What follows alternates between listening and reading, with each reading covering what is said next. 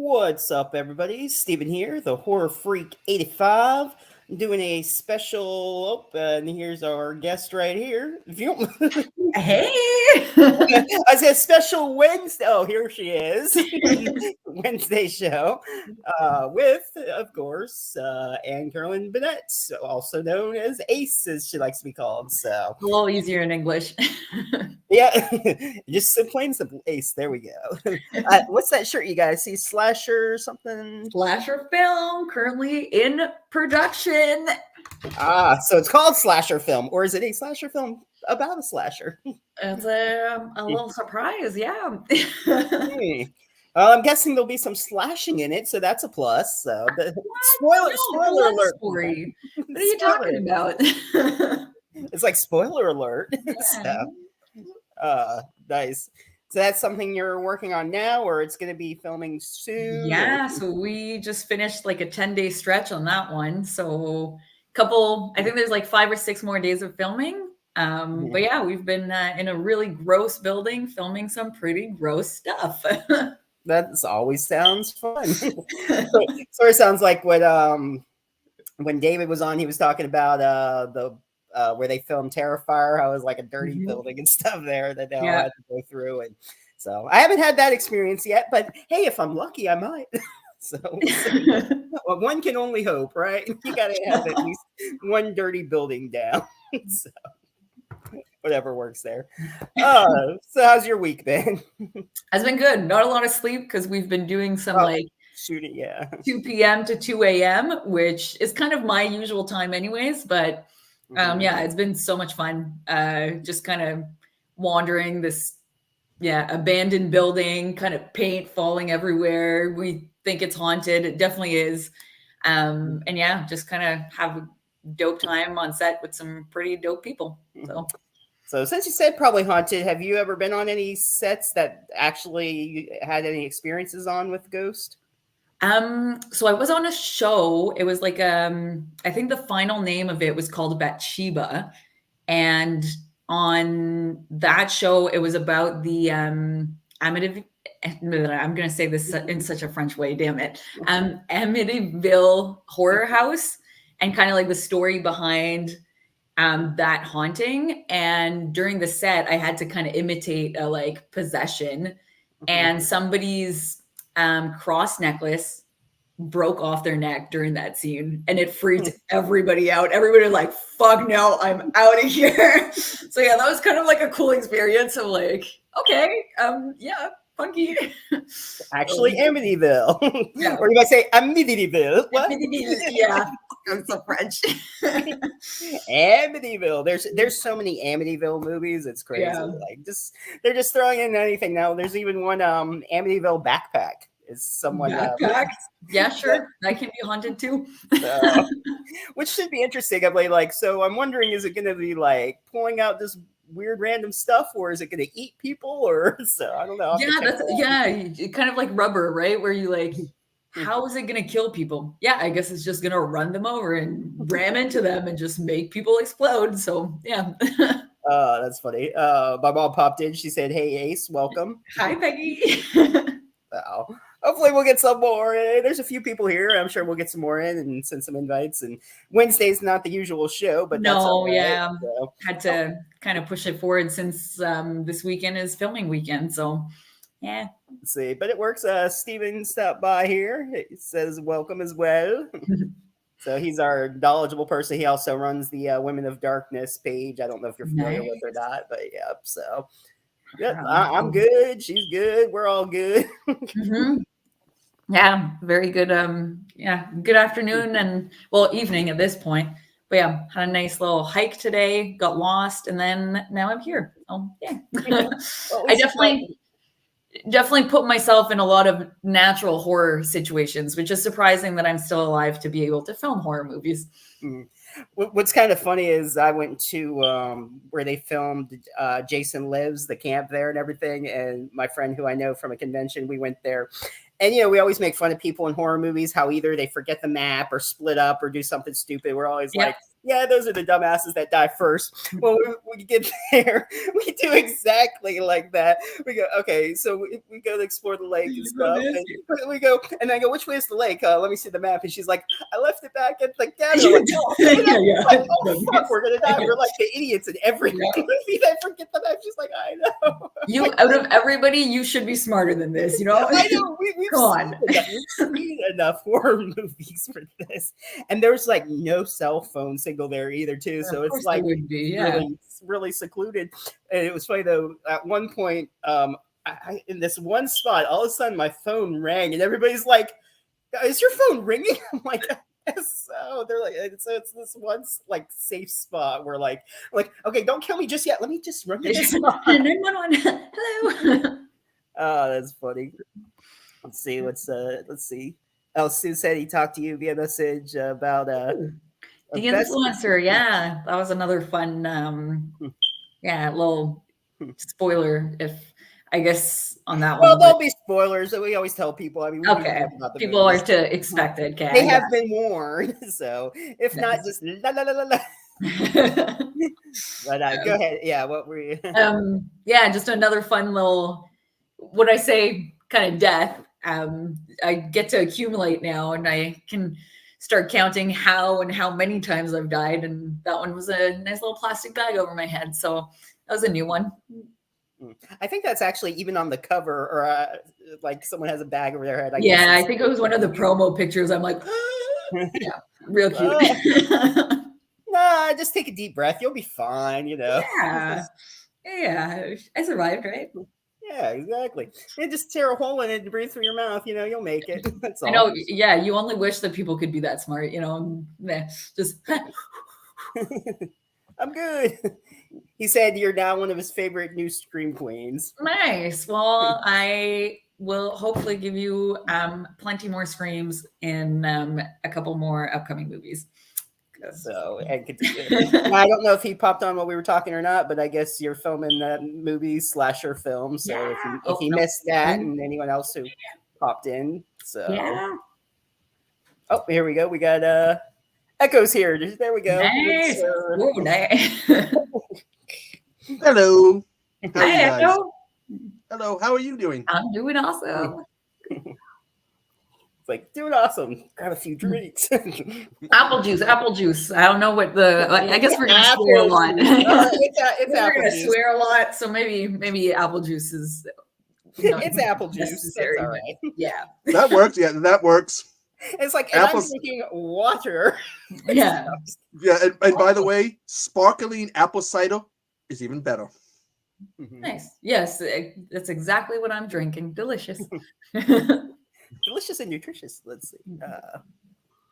Okay, there's going to be a The Influencer 2 and 3. Yes. I did see on IMDb there is a second one. I didn't know about the third one, but I think I might be spreading some rumors though. But I believe there's a third one in the talks. But hopefully I don't get in trouble for that one. Isn't it? If it's not on IMDb, you're not supposed to talk about it. I don't even know if slasher film's on IMDb, but I just couldn't. This is kind of like my only horror shirt, so I kind of got to, wear the shit out of it. So I got it yesterday. And you didn't say anything. You just said it's a slasher film that you're doing. Okay, so yeah, that works. Yeah, so my slasher film team is definitely gonna want me to mention that we have an Indigo campaign because that's how we're financing the movie. So they're gonna kill me in real life if I didn't take the opportunity to share that. But I'm sure they're gonna love me because I got to represent the movie. So you can give me whenever the link to that, and we'll post it up and share it out and everything. So yes, I'm assuming like early Blu-rays and shirts and stuff like that they usually do different perks on there. So yeah. I know like there was the initial campaign for like the production of it, and now there's like the post-production campaign, and I spent a lot of time on set signing a lot of papers and a lot of stuff. So I know those are definitely in some of the perks that are up in there. So yeah. Some missing props. If there was one perk you think people would probably like the most, which one would that be? I don't know. It depends on like what people are into. I know there was some props up for like for a certain amount, you would get like a prop or an item of clothing from the show, like from the movie. I'm just like, if you don't like the movie, then I guess that's, you know, not really up your alley. But hopefully, if you like slasher films, we have some pretty cool, yeah, like weapons. And my costume, I was just absolutely in love with. I kind of want to steal all of it, but I know I can't because it may be up for other people. But yeah, I have like some pretty cool like bags and pins and stuff. And I was like, oh man, can I just steal one, you know, put it up on my wall of just horror stuff and yeah, complete my collection. Yeah, I think you used to hear about people doing that, like, you know, oh, this item that was on the set mysteriously ended up in my home. Yeah. I don't know how it got there. It just jumped in my car and followed me like a lost animal. I got it.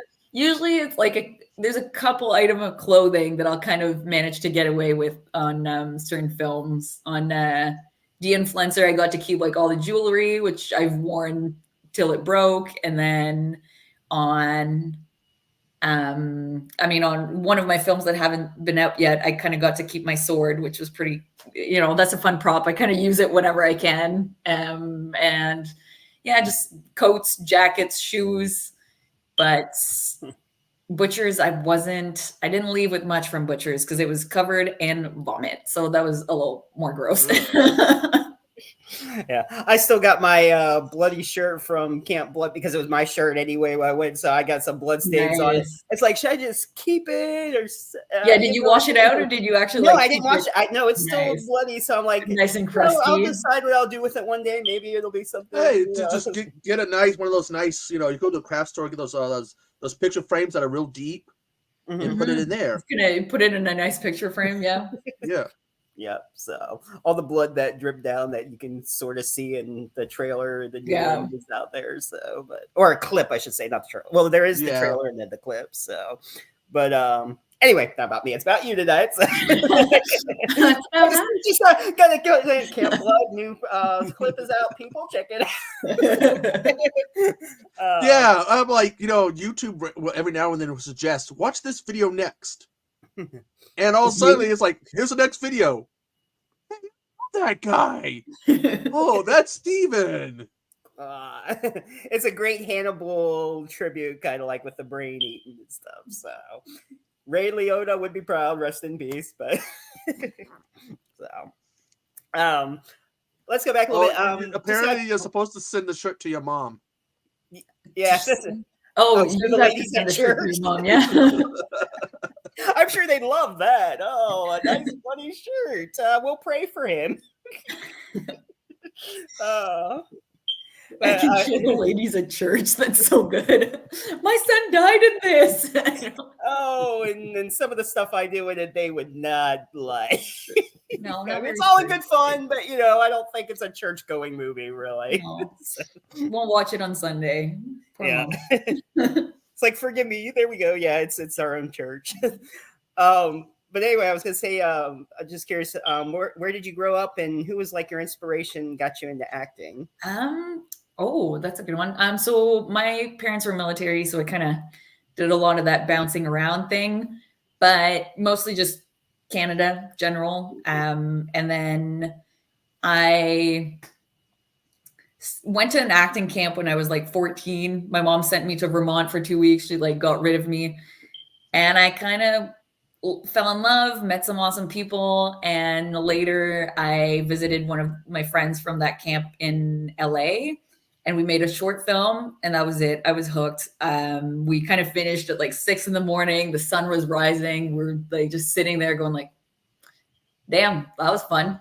And I came back to Canada and just kind of wanted to keep doing acting. I joined a whole bunch of like Facebook groups and stuff like that. And kind of haven't looked back ever since. I've been, well, not only dying and killing people, but I've been doing a lot of dying and killing people, which I mean, it's fun. So basically, to use the phrase, the acting bug bit you. Oh yeah. And it bit me hard. I was like, yeah, I did one short and I was like, yeah, this is fun. What was the short about? What was the short about? it was like a terrible date night. So like I'm going to this guy's house and then things kind of were just awkward and weird, and the neighbor would come knocking with some sausages. Like it was just kind of like a silly, very silly fun short. But yeah, it didn't need to be good. I was hooked. Yeah, you cheered for nothing, unfortunately, because you cheered for the cheater. Come on. Yeah. It was a good character, but still. I know it's fun playing the bitches and the like really bad guys. That's like it's like instead of cheaters never prosper, it's like cheaters never live. No, they don't. Yeah, they die pretty brutally in Butchers, apparently. Yeah. So you did a bunch of shorts. What was your first movie that you did after the shorts? So I filmed a movie that never came out, so I don't really count that one. And then I think my first feature film that I shot must have been Butchers. Oh, it was Butchers. Yeah, I'm trying to think like the order of stuff, but yeah, I believe Butchers was my first feature film that I got to do. Did like plenty of short films and web series and stuff that like today I probably look at and am not necessarily like what I consider like my beginning acting, right? But without having done those shorts and those web series, I wouldn't have seen myself, gotten better, went to workshops, improved, and then eventually booked Butchers. So like it's part of the process. It's hard to watch sometimes because I'm like, it's out there for everyone to see. And that's kind of like, not sure how I feel about that. But at the same time, like it's how far I've progressed. I'm gonna have to mute for a minute. The ice cream man, for some reason, is about to drive by, and I don't want you getting in trouble from his music. Oh yeah. Yeah, who knows? YouTube might copyright that. They do some weird stuff. So and it sucks. Like when I had Orlando Molini on Baby Joker from Next Friday, and he had a bunch of clips and stuff, and it was him playing it and stuff. They took us off, and I had to restart the stream. Oh, they shut it down, really? They shut the stream down in the middle of it for copyright, and it's like it's his own. Yeah, exactly. He's right there saying it's like what the heck? Like they don't care. No, they really don't. And I don't understand how they do that either. Like I tried to do some stuff for I don't know if you know Wild Eye Movies, Wild Eye Releasing, that does a bunch of Mark Polonia movies, Return to Splatter Farm, but they do a bunch of different independent horror movies. Well, I took clips that were already on YouTube, and I was editing together, and it was saying something about too violent or broke terms of YouTube, and I'm thinking they're already posted on YouTube. Yeah, it's already the blood and the gore is already there, right? So I don't know how they decide how certain things can just stay up there, and then they say stuff about copyright too. It's like, well, there's movies even on YouTube, so yeah, that's right. And like I've found for a while, I know De-Influencer was fully on YouTube illegally, and it was there for a while because we would like flag it because we don't get paid when it's other people posting it. So and that was fine for a bit, and then I think it's off now. But yeah, definitely a couple of films that I saw, I was like, oh, I don't think that should be there. But yeah. I guess it's like, okay, ice cream man, come on. That's a long ice cream. I'm kind of just jealous that he gets ice cream. I'm surprised we don't see him running off screen. It's oh shoot, what's his name? Who played Ice Cream Man? The brother of Ron Howard, Clint Howard. There we go. Clint Howard's in the neighborhood. Oh, he's gone. Oh, he's back. Okay, he just faded into the background. I think he's parked right outside my house. I was gonna say, what is he parked outside your house? Hey, two things. And the ringer is like, when did we get fucking ice cream? Oh, or Devil's Rejects, where like I said, there's no fucking ice cream in your future.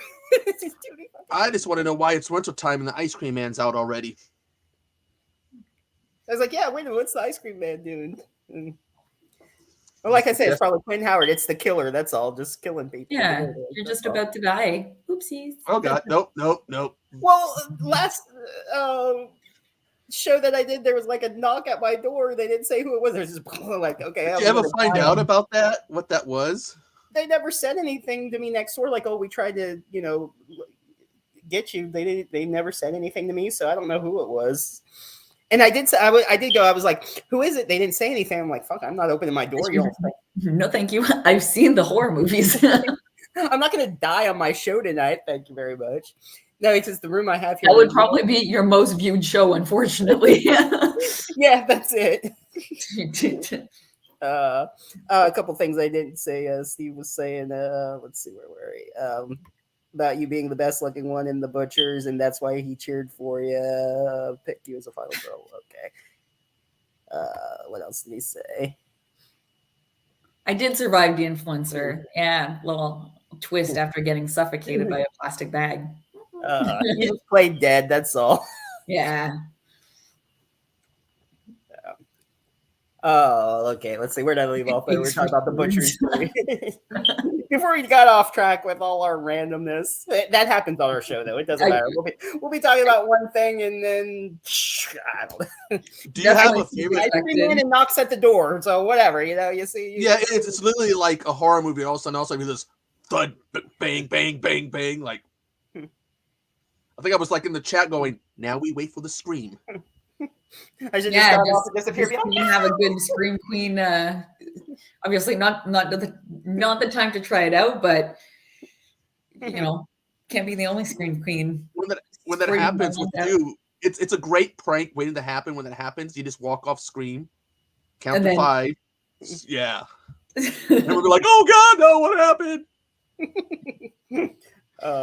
It's like, well, I like kind of like I don't really scream too much, but like when something happens when I get killed, I sort of like react to that and can't believe it. Mm-hmm. And I thought he might want me to do the scream, and they edit. Well, you saw that clip and everything. You hear the scream and the chainsaw. I'm like, that's not me screaming. I could have screamed. Come on, you don't even use my scream. I feel cheated. Did they dub you? They dubbed your scream. Well, I didn't do it. I didn't do a scream. He just said that. Okay.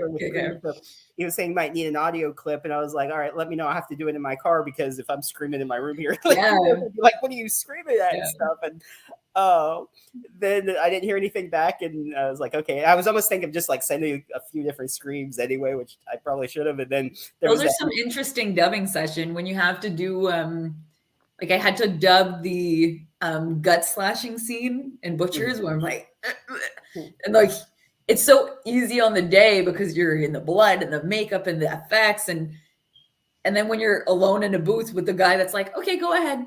And then you see yourself die and you just have to imitate those sounds. And like, those are some really interesting sessions where you have to kind of re-imitate your, your kind of dying sounds, which comes so naturally.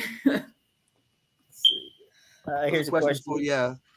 Steve was asking, he knows that some people that do horror aren't really into them. He wants to know if you're into them. So I'm definitely a fraud. I've seen maybe like 14 horror movies, and 6 of those are probably some of mine. So definitely an absolute fraud. They scared the bejesus out of me. I have like super vivid nightmares after watching horror movies, and it's not usually the night of. It's like months down the road where like panic, wake up because someone's trying to murder me, or the girl from The Ring is like cuddling me in my dreams. Like it's freaky. It freaks me out. But being in horror movies has definitely given me such an appreciation for the genre. I can now watch them with a bit of the distraction that I need to actually handle them, because the scoring usually gets me, and anything gore, I tend to like really not be able to watch. But now I appreciate it. I'll look at it and be like, like the effects are really good, or the CGI they added there, like, that blood splatter, I've seen that before. Like it just gives me it gave me an appreciation for the genre for sure, but I still am not very I'm definitely a fraud. Tisk tisk. I know. Gonna have to give you a list of stuff to watch later. And that's a long list. Hey, just watch Birdemic. Birdemic? Bird. Oh, Birdemic. Yeah. Okay, my first homework. Yeah, good luck on that. Oh boy, don't torture her.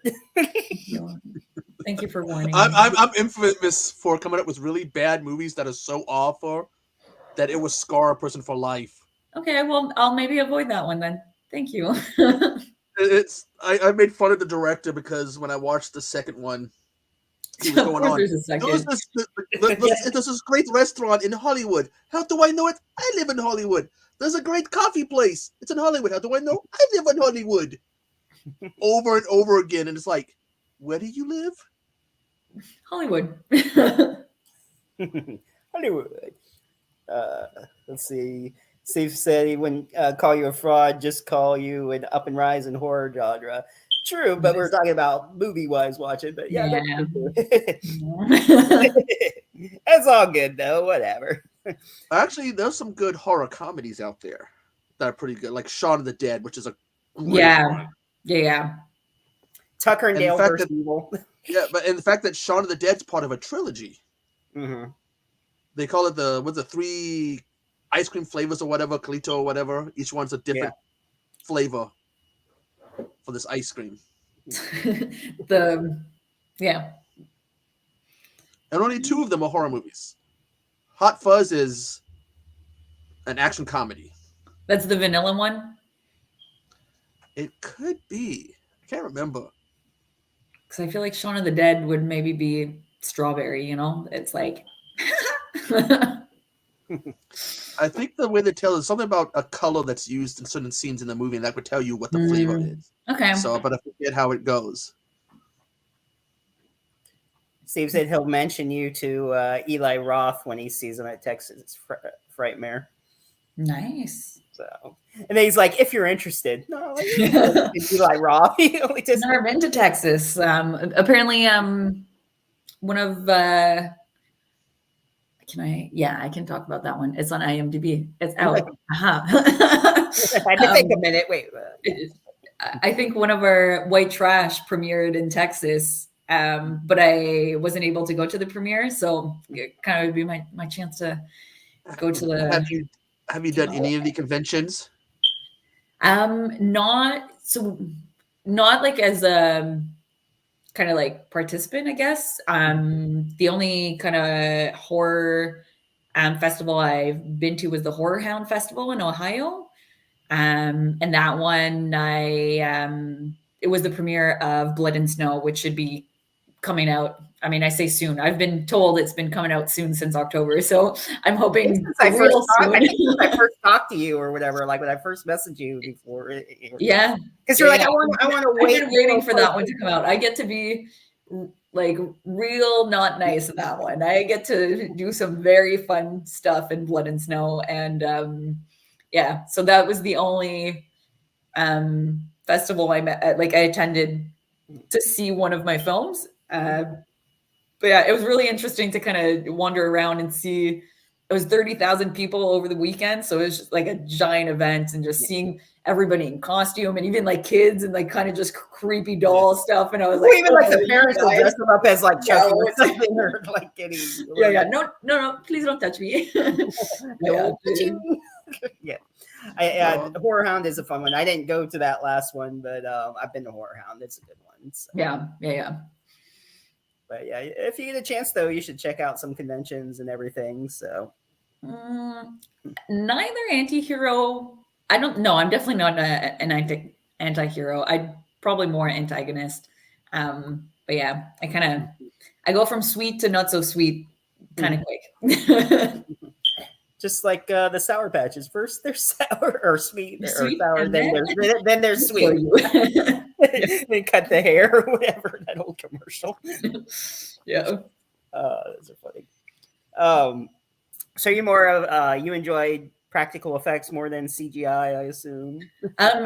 Yes, because I'm not involved in anything CGI, right? Like I do the scene and then it gets done and I see the final result, which is still very impressive, and like I realize is such a process to go through, but special effects are just really fun because you actually get to wear it, right? And you get the person working on you when the gash comes in, or like, the brains or whatever it is, right? Like an intestines, like that's always fun to just kind of see a glooby thing of intestines kind of stuffed with whatever they decided you had for dinner that evening. And just kind of until they're all like covered in blood and stuff, they're kind of like a nice stress ball almost, or just like you kind of just want to mush it up, and yeah, I like it. Well, I see in Blood Snow it says that Vernon Yeah, Vernon you're kind of cutting out a bit, but Wells was Yeah, in it. he froze Uh, burn it. yeah, but I see it says that Vernon Wells is in Blood and Snow. Did you get to do any yeah, scenes with him? The yeah, legendary, I have a really Mad fun scene with Max. Vernon. Man, absolute blast of a human being. Like, I think we were lucky enough to have Vernon for 4 days on that shoot. He plays like I mean, kind of the voice of reason scientist kind of in Blood and Snow. And he I have a really fun scene where I get to kind of sit him down and I have a couple of fun scenes with one of them. I'm like shoving enormous amounts of food in my face. That was a hard scene to film, just because after 3 bites you're like, this shawarma is not good anymore, and you have to do 20 more bites and you're really done with that shawarma.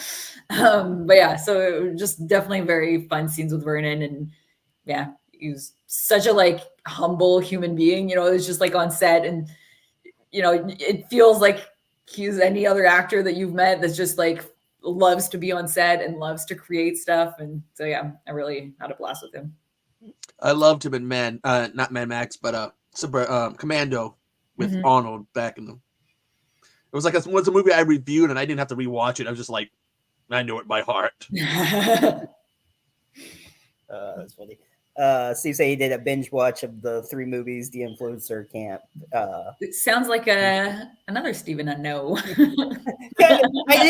didn't get to the influencer yet though, but I'm off the next couple days, so I gotta watch that there and a couple other things. But it's just like work and getting up at 5 in the morning, or there it's like it's hard to see everything I want to see. Plus, there's shows that I like to watch also, and it's just too much. My brain, I can't. So, but you chose you chose a good 2 to watch. I think I did choose a good 2. Yes, yeah. for sure. Let's see. So one reason he says now he's got to watch it religiously.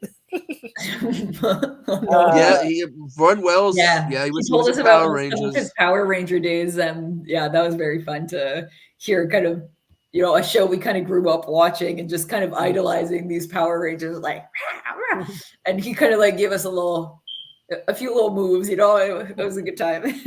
I got to say about the Power Rangers, the OG Power Rangers, Tommy, Jason, and all of them was my favorite show. I got into it because I had my best friend. We had to watch his kid brother. Like, let's put something on to keep him busy.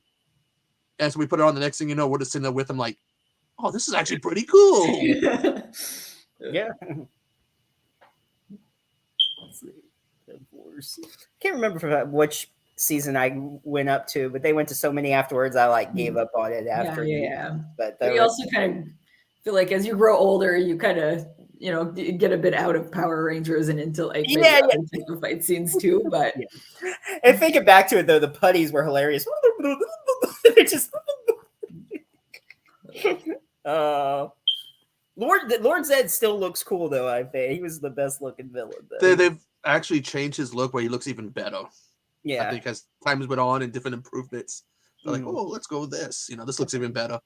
I think he's coming back for a new show or something because they resurrected him or something. And okay. Well, I do know there's supposed to be another one on Netflix because of the Once and Always that they did, which was kind of cool seeing them all again. But I think is it Billy's going to be on another show, or they're doing one more new series on Netflix, and I forget her real name, but the girl who played Trini's daughter is also a part of that new one that's going to be on. And so I like how they did that.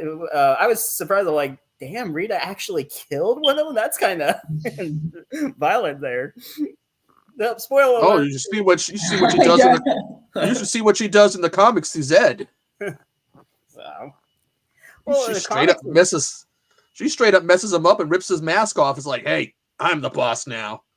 It's like, the original Ninja Turtles. I guess one of them got their hand chopped off and became the Shredder, and they're like all violent. Like, I mean, like a lot of some of the kids stuff is actually based on more violent material. They just when you tell people about the original Turtles, some of them are like, That's not the turtles.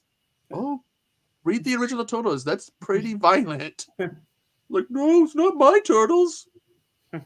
Well, just like all the fairy tales, there were bloody, and like Cinderella, the sisters cut off their toes. Yeah, all the like the grim kind of. Oh God, there's gonna be a Cinderella horror movie too.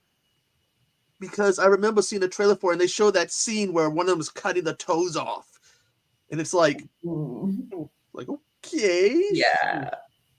I mean, they're going back to the real classics, not the Disney version. Yeah, I think the second Winnie the Pooh, Blood and Honey, they actually spent like, because the first one made so much money, even though it was kind of bad. So like, I didn't watch it all, but yeah. But the second one, they like put in it, they like prosthetics, and it looks like Well, money. Tigger like talks stuff, and it looks. Didn't they they spent like 6 figures to make it, and they made like a few $1 million off that movie?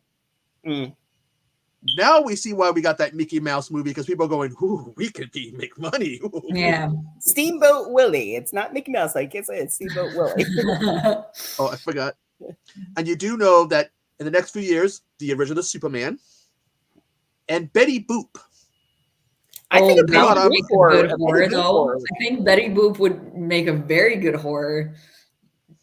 Shoot, we should make one. You want to be Betty Boop, and then we'll film it in black and white, and we'll talk later. I think I need a little bit of a haircut. So we'll just put it up, get the wig, but you'll be fine. You'll be perfect. Yeah, I feel like that she could have some very fun kills. Oh yeah, I can just imagine. Yeah, that'd be very fun. Yeah. She'd be booping them, all right. Boop, boop, boop, and you're gone. Oh, bloody boop. Bloody boop.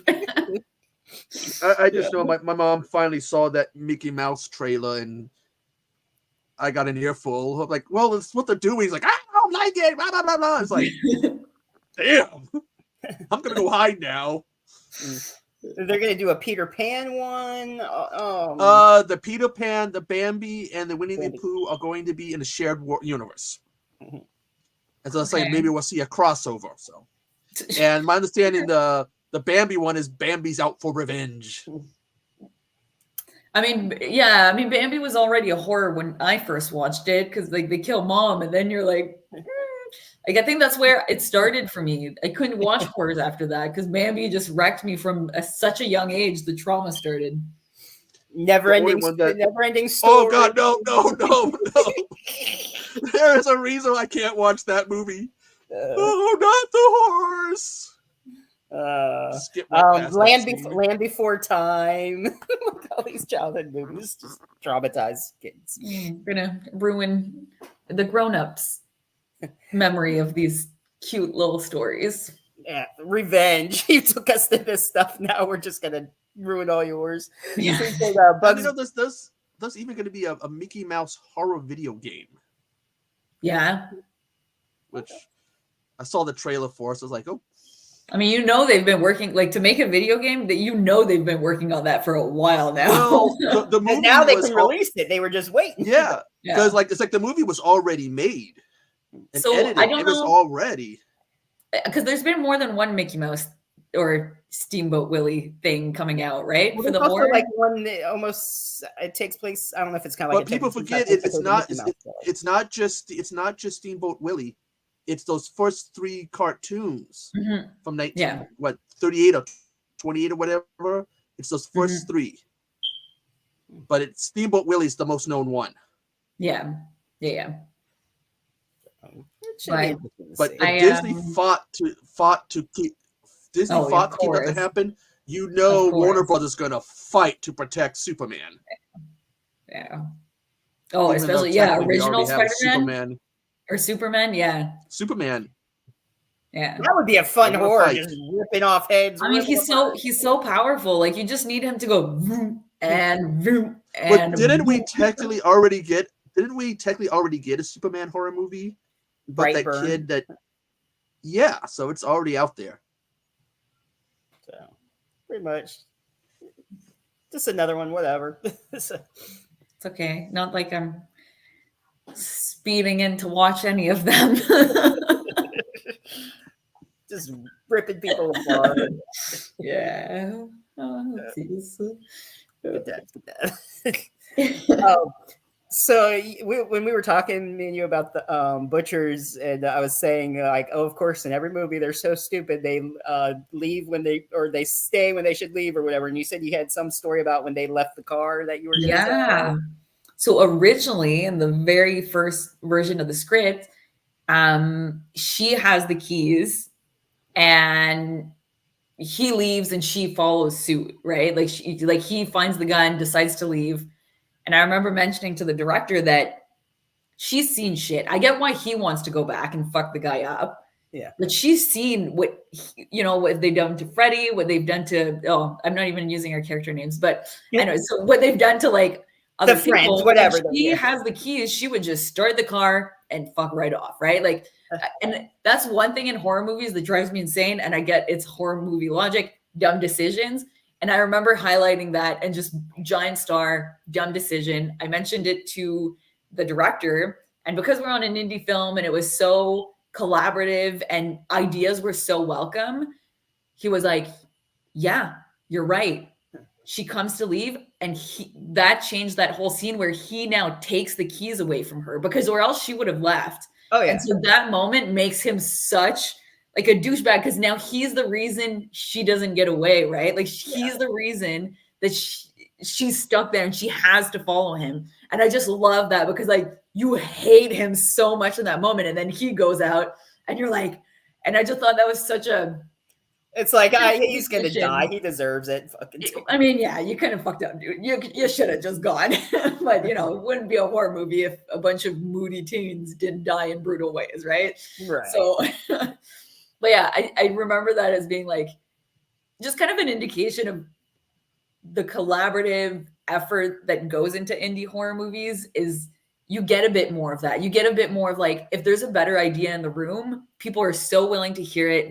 There's so much rifting off of ideas and stuff that happens. And I think that's why I like love the genre and being in those movies so much, is just the people that it attracts and the go-getter attitude that comes with it is just kind of, it's kind of my favorite.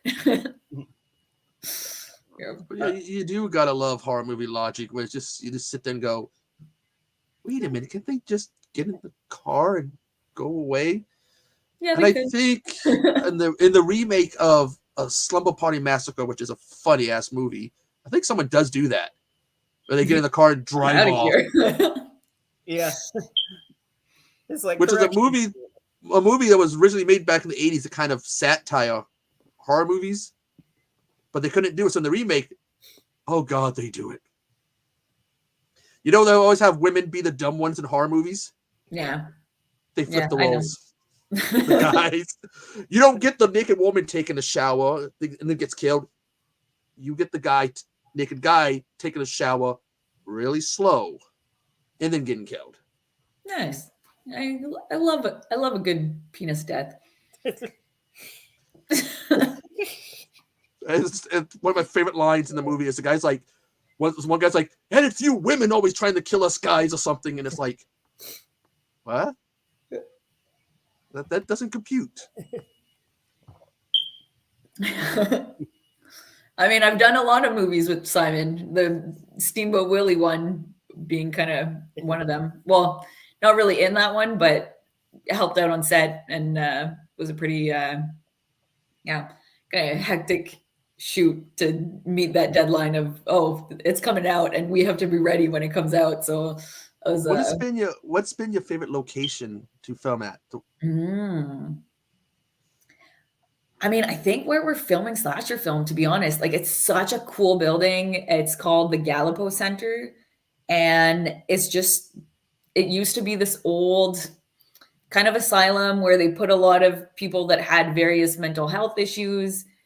And it had part of it is still residential, I believe. But then like the hallways in the basement, there's like a nursery room with like kids drew stuff. And it's just eerie and gross. And like, it just looks disgusting. So it is really perfect for horror movies. And I think we filmed there, like I've personally filmed there for 3 separate things. You get lost. if you're not constantly with a group, you turn right and then all of a sudden you're in a new room with some more creepy stuff, like an abandoned, broken down piano. Like it's just every corner in that building is just a new gross, disgusting horror feel, and it's perfect. I love it. I hate it, but I love it. That does sound like it'd be cool. Yeah, it is pretty cool. We're filming there now, and every time I film, we kind of get different areas of the building. And so I always feel like it's a new exploration, you know, like you kind of always get like, oh, we didn't film in that random janitor closet. Like, oh, cool. That's a boiler that looks like it's about to explode. Let's use it, you know, like, and the props we find too, like the first time I filmed in that building, a lot of stuff had been teared down and was just kind of left in the rooms. And we used so much of that as props because it was for like a post-apocalyptic thing. And yeah, just kind of like used doors and stuff as barricades that were just kind of left laying around. Like it just looks so awesome. That location, dope. Yeah. I do have a second favorite though, for World Ends at Camp Z. That was kind of what I call my COVID movie. We lived on a campground in the RVs for like the 20 days of shooting. And I was kind of, it was like my mini escape from COVID because we were kind of secluded in this small little area. We'd, film all day, have drinks by the fire, go to bed, and then do it all over the next day. And I think just the experience of it on that location is also why it's probably one of my favorites. Did you guys, because there was a little tractor and go-kart, golf cart thing or whatever in it, did you guys play with those? Yes. We had a lot of issues with one of the golf carts. The battery couldn't get us up the hill. And many evenings in a row at the end of our, 12 to 14 hour day, we'd like take the cart back up the hill and then it die. And then 4 of us had to like push that thing to get all the equipment up the hill and back into the trailers. So like, it looks like it runs so smoothly, but it did not. We had to push that thing around quite a bit in that movie, off screen, of course. You'd never see that. Yeah, because I know firsthand. Yeah. I know firsthand from when my uncle let me drive his golf cart when he was playing golf. Those things are fun. They are very fun. I didn't get to drive it much. I did most of the pushing, really. They put me to work. Working at work. Oh, that's not right. You're supposed to have fun at work. Not actually any physical labor. Jeez. No, I just have to use my brain. So any challenges or anything funny happened on that set? Or any set that you remember? I think that entire set was a challenge. One of the, I guess, silly kind of things that happened. The very last scene, spoiler, shoot the dude. And then I get into the canoe and I just start rowing. And I'm rowing. And I'm rowing. And they wanted to like pass the credits over like me just kind of slowly going into the distance. And I rode for like 15 minutes, right? And then all of a sudden I hear faintly in the distance, woo! And they're just celebrating having shots on the edge of the water because it was a wrap of the movie. And I'm 15 minutes away in the middle of the lake, just kind of like, guys, you just left me out of the final part. Like trying to get back. Like, I want my shot too, guys. Like, I'm so far. I was like, gone. they just wanted to get rid of you. So that was a funny little like thing. So was there ever any talks for a sequel for it or anything planned? I'd have to ask. Probably not. I don't think it did well enough for it to justify a second one. I would have a blast. I would love to have a scene.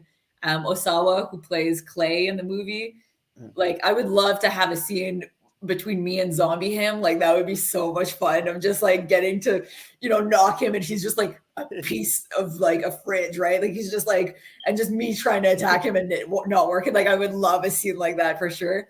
But yeah, not particularly in the talks, but it Kind of see what would be nice to see, like what's going on the outside world. Like we know, I mean, we sort of hear it, but it'd be cool to like see it. And, what else happened other than at this tiny little campground? You know, everything else normal. Just this campground just went to shit. That's it. Across the border, the military's all alive. That's it. That's the because all we had seen was just a little bit when you guys tried to go to take the one guy after he'd been shot. To that's all we've seen. Yeah, all of us kind of slowly like dropping like flies, and I have to be the dumbass. I was trying to figure out what language they were speaking. Was that French or something? Yeah, it was French. The whole time. Is that French? Camping la tuque. Yeah, it was filmed in like not quite Montreal, about like 2.5 hours out from Montreal. So we definitely had like the whole camping. So one of the guys that like helped us out a lot on that set, super, super French. And yeah, Sylvain was our like go-to kind of, he should be producer, honestly, on the film. He did so much for us, like found tow trucks and, but yeah, it was definitely a French environment for sure. Nice. Let's see. So we talked about what else about the, do you guys ever do any improv or just stick to the script there pretty much? A little bit. I think we're kind of, I feel like I'm not good at improv. I feel like I'm good at having the script, working the script, finding kind of either different ways to say the same line or stuff to add to the scene. But if you give me a script on the day, I won't come up with anything new. Like, I feel like I can bring extra stuff to the scene, but I need time with it. Like, I'm thinking, I'm dreaming of stuff. I'm like, I kind of need like a couple, a day, a week with like the script to kind of come up with fun ideas. I know on Stealing Chaplin, which not quite a horror actually at all whatsoever, kind of more like a dark, grungy comedy. But there's a lot of moments in that and kind of all of my scenes. And I didn't have a lot. I kind of had 4 days of shooting on that where I got to improvise a lot. And it seemed like it was like on the spot ideas, but I had thought of these ideas like a week in advance. On the day I presented them to my co-stars and the director, and they're like, yeah, that's funny. And then that's where the riffing came in. We're like, okay, you do this, and then you'll throw money at us because you're the stripper, but we're the ones dancing. So oh yeah, that's funny. And then he picked, like, it just kind of was a lot of riffing off each other, and improv came from it. But on my end, yeah, no, it was planned. When you read your scripts, like the different characters, do you have a certain way that you get into one? Like, what's your process? I guess you could say. Yeah, like I think it depends. Some characters come a bit more naturally, just for whatever they are. Like in slasher film, I play kind of a gamer girl, and I mean, I game and I'm a girl, so that kind of came a bit easier to me. I am way more of a character in that film, like very much kind of introvert and kind of in her own little universe most of the film. But she was like, I had so much fun playing Nellie in slasher film. That came kind of easy for Butchers. Got to play kind of like just a bitchy character with like a lot of attitude, which kind of inspired by like a teenage sister at the time was a bit easier as well. And then for like some movies, and just like kind of research, watching films where like it's in the similar vein, or doing research in White Trash, I play a crackhead. And so we filmed that one kind of during COVID as well. So kind of just all I could do was just research about like what it's like to smoke crack and what are the effects and how do you feel when you're kind of wanting it and don't have it, like just kind of the physicality of it and try to imitate it. But looking back at my performance now, I feel like there's definitely something missing, and it was to like talk to people. Like I wish I would have had a chance to like actually talk to people that do smoke crack, because I think that would have really helped me embody the character and understand it better. And I didn't get a chance to do that because we were more during COVID times and nobody was allowed to like go out and meet people and stuff like that. So, well, with something like, with the crack thing, is you probably could have researched that on something like a YouTube. all these Yeah, different so interviews and stuff. yeah, so that's a lot of what I did. Like I watched a lot of like the White Underbelly, like he does a lot of interview with people. And like I kind of, but there's just so much that I could get from like, and also determining, what I'm seeing compared to what my character's, like how much is my character taking versus how much this person is taking, like I couldn't ask those questions. I couldn't get as much kind of comparison. So like, I think it's fine, but obviously looking back at my performance now, I would already change things from it, which is unfortunately because it's like not out yet. So by the time it comes out, it's already 2.5 years in the making, and you're like, oh man. Like same thing even with Blood and Snow. Blood and Snow is coming out, and I saw a movie recently that I was like, that's how I should have played my character. Damn it. And like now it's too late, right? Like it's filmed, it's out there, but you kind of just do your best. I have a lot of fun with a lot of my, like with all my roles. And then yeah, once it's filmed, you kind of have to learn to let it go and move on to the next movie. So yeah. And hopefully just learn from that one and just Yeah. living. Yeah. Is there anyone that you worked with that you didn't expect to work with, and maybe they gave you some advice, whether like personally to you or you just picked up by working with them?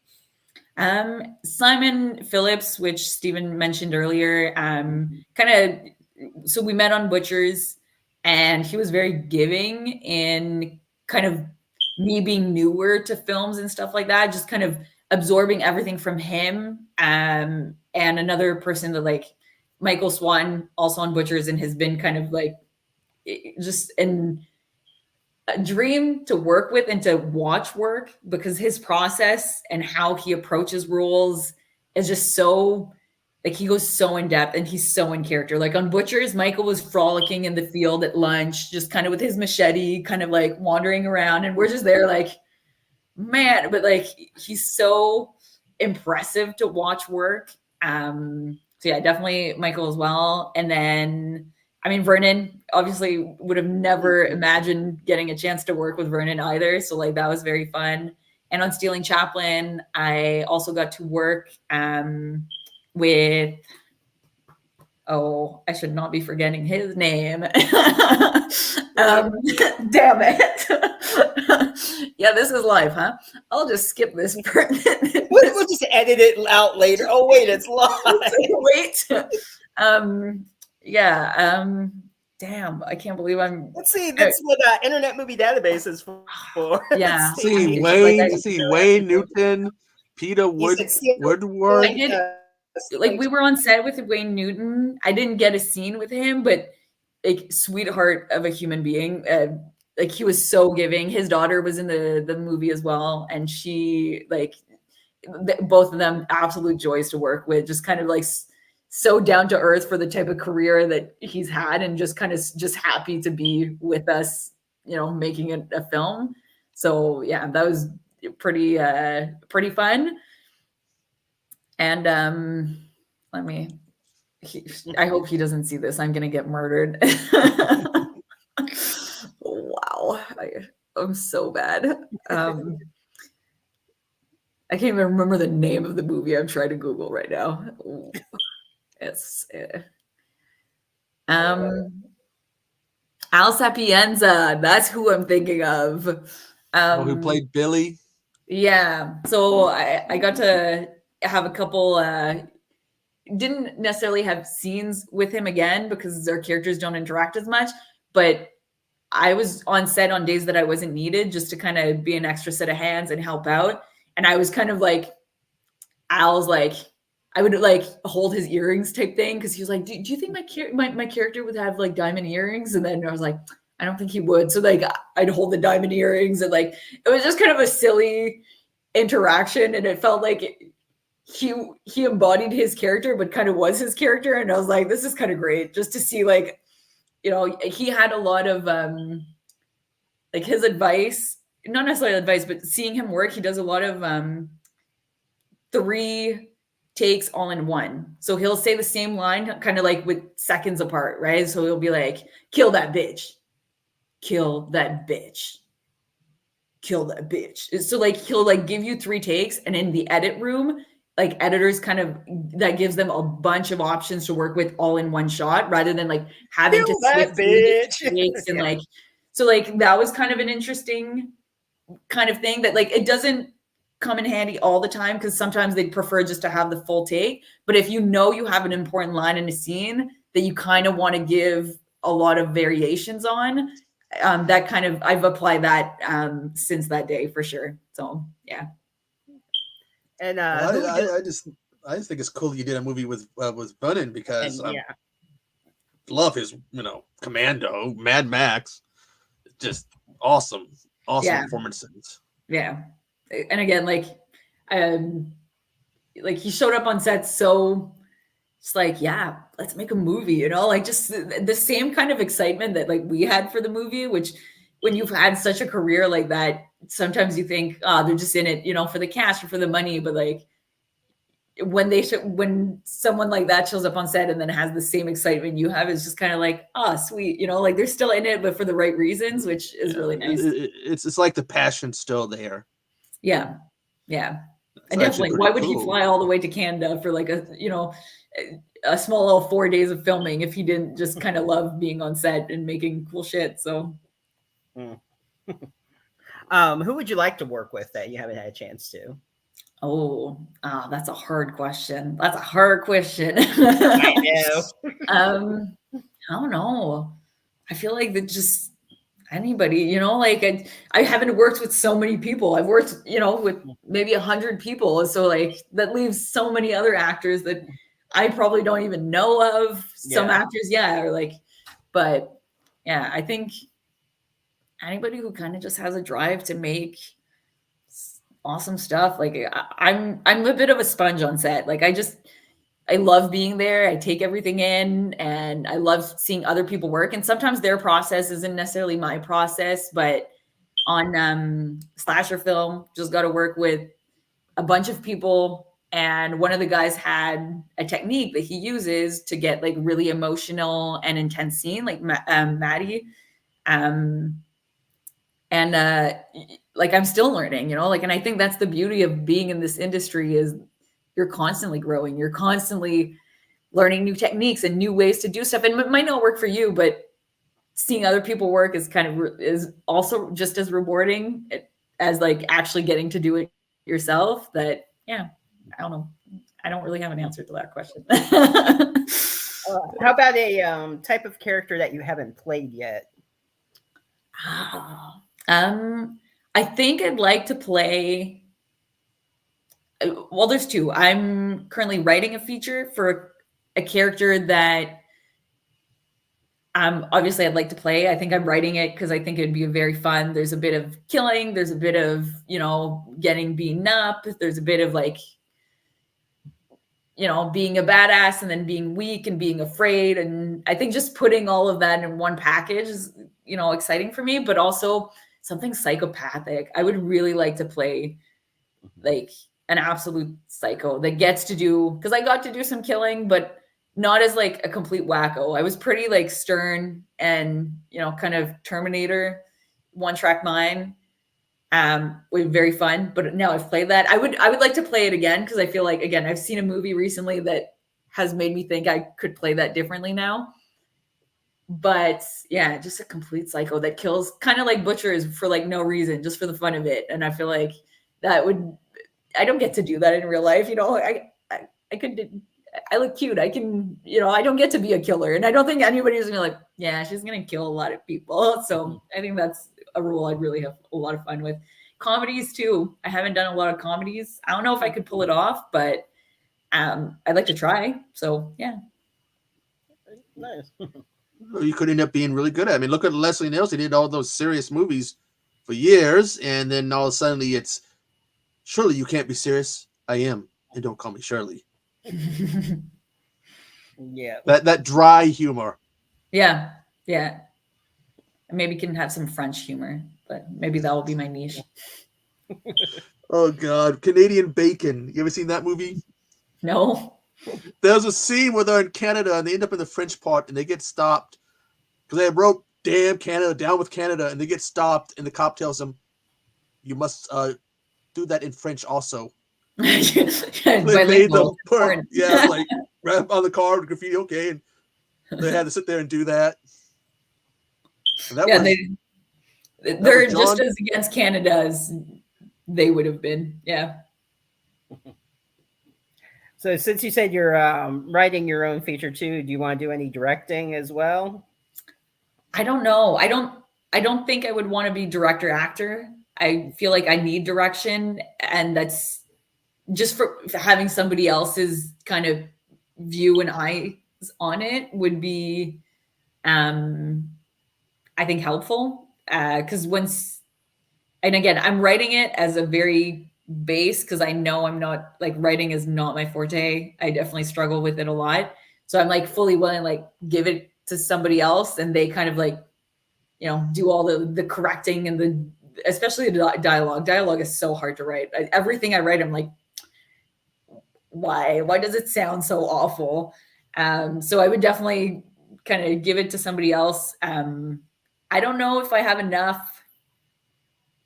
Definitely not for my own stuff. I don't know if eventually I might be interested in doing some directing, but I feel like that's a whole other ball game, and you have to have such a vision for your film in order for all of it to be shot, all out of order, and that it all comes together as like one cohesive whole. That's hard. That's some hard shit. I just like, I show up and I'm like, okay, I see my lines. Sweet. Lines,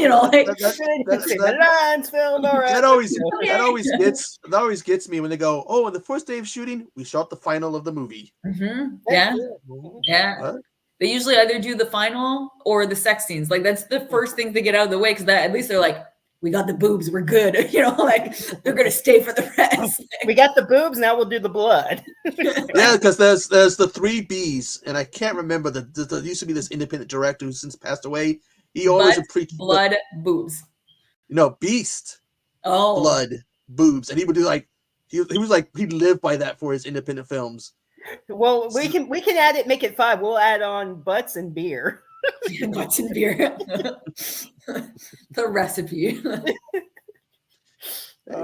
We need a zombie movie where people turn the zombies off killers just by drinking, the beer. One movie I just want to see get made, and you might know of a movie that somewhat sounds like this.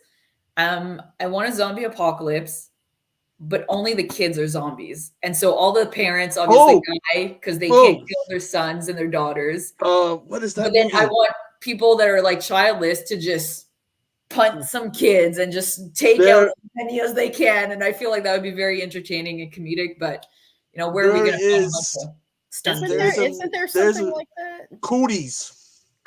Okay, I'll have to. They eat this chicken, and the kids would turn into it. The reason why the adults don't turn into it is the same reason some kids don't turn into it.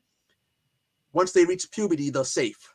Okay, so those hormones keep you safe from the deadly chicken. Okay, I want to see. I just want to see a bunch of. I swear I love kids. I've worked with kids, so I still work with kids. I just want to see a movie where you just see a bunch of kids get like by a table. Like I just want to see some wacko stuff because they're tiny and it just seems so easy. They've made a few of them out there. Okay, nice. I'll have to check those out because Cooties is that I love so much. We had tormented somebody by doing a watch along to a movie called Portuguese, Night of the Chicken Dead. And this person's like, no, I'm never going to do chicken. So the next thing I know, cooties. It's more contaminated chicken. Something tells me this person's never going to have chicken again. So this is why I can't watch horror movies. I didn't have pork after watching Saw 3 because of the scene where the pork gets grinded and then like chokes the dog. 6 months where I was like, nah, can't do it. I would look, can't do it. Stop at 3. You didn't watch the other 7? I watched 10 minutes of the 6th one, I believe, the one where like they're on a seesaw and they have to like cut different parts of their body off. And I couldn't even finish that scene. I was like, oh, nah. Well, you mean the scale of the weight where he cut off the fat and then she cut off her arm. But look at one of the final Destination movies did something to people. That scene with the truck with the wood. Yeah, Walk people out. never want to follow that. Now, anybody who's seen that movie, if they end up behind a truck with a bunch of wood, they're sitting there sweating and shaking, like, oh God, no. What if you're stuck behind like 2 or 3 of them? I can't pass. I don't know. I'm dying. Which one? It's a 1 in 3rd chance. The cops want to know why you pulled over, and they find you in your car and you're just shaking and crying. Crying. Oh God. Well, the next Final Destination movie that they're doing, I heard they're going to have a death in a tattoo parlor. So it's like, okay. Yeah, that there's a lot of needles happening. It's like, oh, I want to get more tattoos now. No, not anymore. But what's ridiculous though, I mean, like, yeah, they'll have the one death that like the plane crash, the car crash, like the realistic deaths, but then all the deaths that are like all the setups that are like, that's crazy. Yeah. That would never happen. They're badass deaths, but they would never happen. No. But again, what would be a horror movie without, gruesome, bloody deaths, That's why people click. That's why people go watch that. You're like, they got to sit there and they're writing this and they got to go, okay, what would be a great death scene? It's got to top the previous movie. I think that's the hard part when you're in a franchise, is just kind of always finding a way to bring people back in with either like a twist on the same story or with the same characters and the deaths, right? Like if you're going to have 7 to 10 deaths a movie, like how do you make all of those, maybe not all of them, but at least, a handful kind of memorable enough for them to want to go see the next one after that. Like, or you do like Fast and Furious and you just kind of, have fun and decide to go over the top and not really care anymore. But people have even ripped off scenes from other movies, like famously in Friday the 13th Part 2, that scene where the two are having sex and someone impels them in the middle of it. Mm-hmm. That was lifted by Twitch of the Death Nerve. It's actually Bay of Blood, but I like calling Twitch of the Death Nerve because it sounds so metal. But look at Terrifier. Mm-hmm. That last second one topped the first one, and now I'm thinking, ooh, I can't wait to see. Yeah, they say the third one's going to even be worse. It's like worse. That's why I want to see. Because I'm like, well, I want to see what they're going to do. I know David made a post. Well, actually, a few of them. They've been filming the last few weeks for the new one and stuff. So it's like Terrifier 3 is filming. So I can't wait. I actually am super excited because Butcher's Book 2 is coming out and I haven't seen it yet, and it's premiering in our city in 2 days. And so very excited for to see how they ended up topping, guts getting ripped out in Butcher's 2. So I'm excited for that. That'll be cool. I was like, there's got to be a second Butcher's. Yeah, it's like Book 2 because it's kind of like it's not the same characters, but the same story. Mm-hmm. But obviously with it's just people doing awful shit. And a prequel would kind of be interesting too, like how the family was raised. And I think, I definitely would have loved to see Michael and Simon kind of explore the like motherhood trauma that kind of established them as just these messed up characters with a bit of uncle coming in, and I would love to see that for sure. Or what they could do, a way to bring you back is you could just be the twin sister, like wondering what happened to your sister. Yeah, there's always a twin sister, isn't there? There was some movie, I can't remember what it was, where they killed some actress off. It was Felicia Rose did a movie, and she's going to be in the sequel to playing a different character, I think it was, or something. That's how they do it. Yeah, you just kind of, it's a horror movie. Look at the much logic. In the Hatchet movies, they made fun of that. Perry Shin dies in the first movie, and he comes back, and I think it's in the second or the third. They're like, "Hey, you look just like this guy." And he's like, "Are you being racist?" Then he plays a medic. Yeah, that's the scene when he's collecting the body of the character he played before, and the guy goes, he's looking at his dead body. But no, this other guy goes, "Hey, you look just like him." And he turns around, "Are you being racist?" I get it. Like once you start working with people and it just kind of clicks, I get why you want to keep working with those people. And if making horror movies is your thing, then you're gonna find a reason to work with the people you had such a blast making the first and the second and the third one. And you kind of, and at that point, but especially when you're kind of building a franchise like that, it becomes that kind of silly, nudge to the audience almost of like, hey, you're still with us? He is too, So That's funny. So he was saying Felissa was in Victor Crowley. Yes, that was the best Yeah. scene. The phone going up. Well, you said you hadn't seen many horror movies, but you got to watch the Hatchet series. The Hatchet. With Okay. Kane that's Hodder. already two now. I already forgot the first one. Well, I I'm mean, not watching the bird one. Yeah, don't worry about the with the Hatchet movie. It's got a lot. All of them have a lot of horror icons in it. Okay. Well, I mean, the first one's what? Kane Hodder, Robert Englund, Tony Todd, and that one guy, the guy who directed Friday the 13th Part 7, was it? Carl. What was his last name? He since passed away. And there's a scene that, like, they call him Crackle. He always drinks his pee, and they're like, no, he doesn't. And they start to go away, and he pulls up a container that's got something yellow in it, and he drinks it, and he goes, that can do a batch. Oh. Yeah. Gross. But it's like literally, like, you can sit there and go, I've seen that person, I've seen that person, I've seen that person in all the movies. Danielle Harris was in one of them. Well, a few of them. The last couple ones, yeah. Yeah, Sid Hodge, all these people. You're like, oh, I've seen Derek all these people. Derek Mears, Felissa Rose, Dave Sheridan. Yeah. I'm smiling and nodding, but I should really get better at knowing these people. Oh, that's right. That's right. We're David Horror icons, and she's just like, I don't know. Kane Hodder is he's an icon. He got you know who Kill. Jason is, right? Yeah, he got Kill inside of his bottom lip. He got Kill tattooed. Nice. Just yeah. He was like, you're in a horror when at Spooky Empire, when he was there, I've met him at several conventions, hung out with him, all that and stuff. And he was at the bar, and there was some woman who they were all over the place throughout the hotel. Little tiny glittered dicks were like around, little shaped dicks were around. And there was some on the bar, and he was like, his elbow was in. So I was messing around with him. I walk up to, I'm like, excuse me, Kane, just to let you know, you're elbow deep in dicks. And he's just like, you're welcome. Nice. That's a good comeback.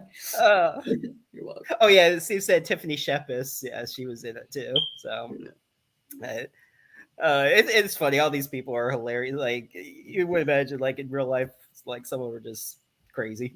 I mean, I think you have to be if you're in this genre. If you're in the movie industry in general, a little crazy. If you're in horror movies, then you definitely are. You know, you're even more.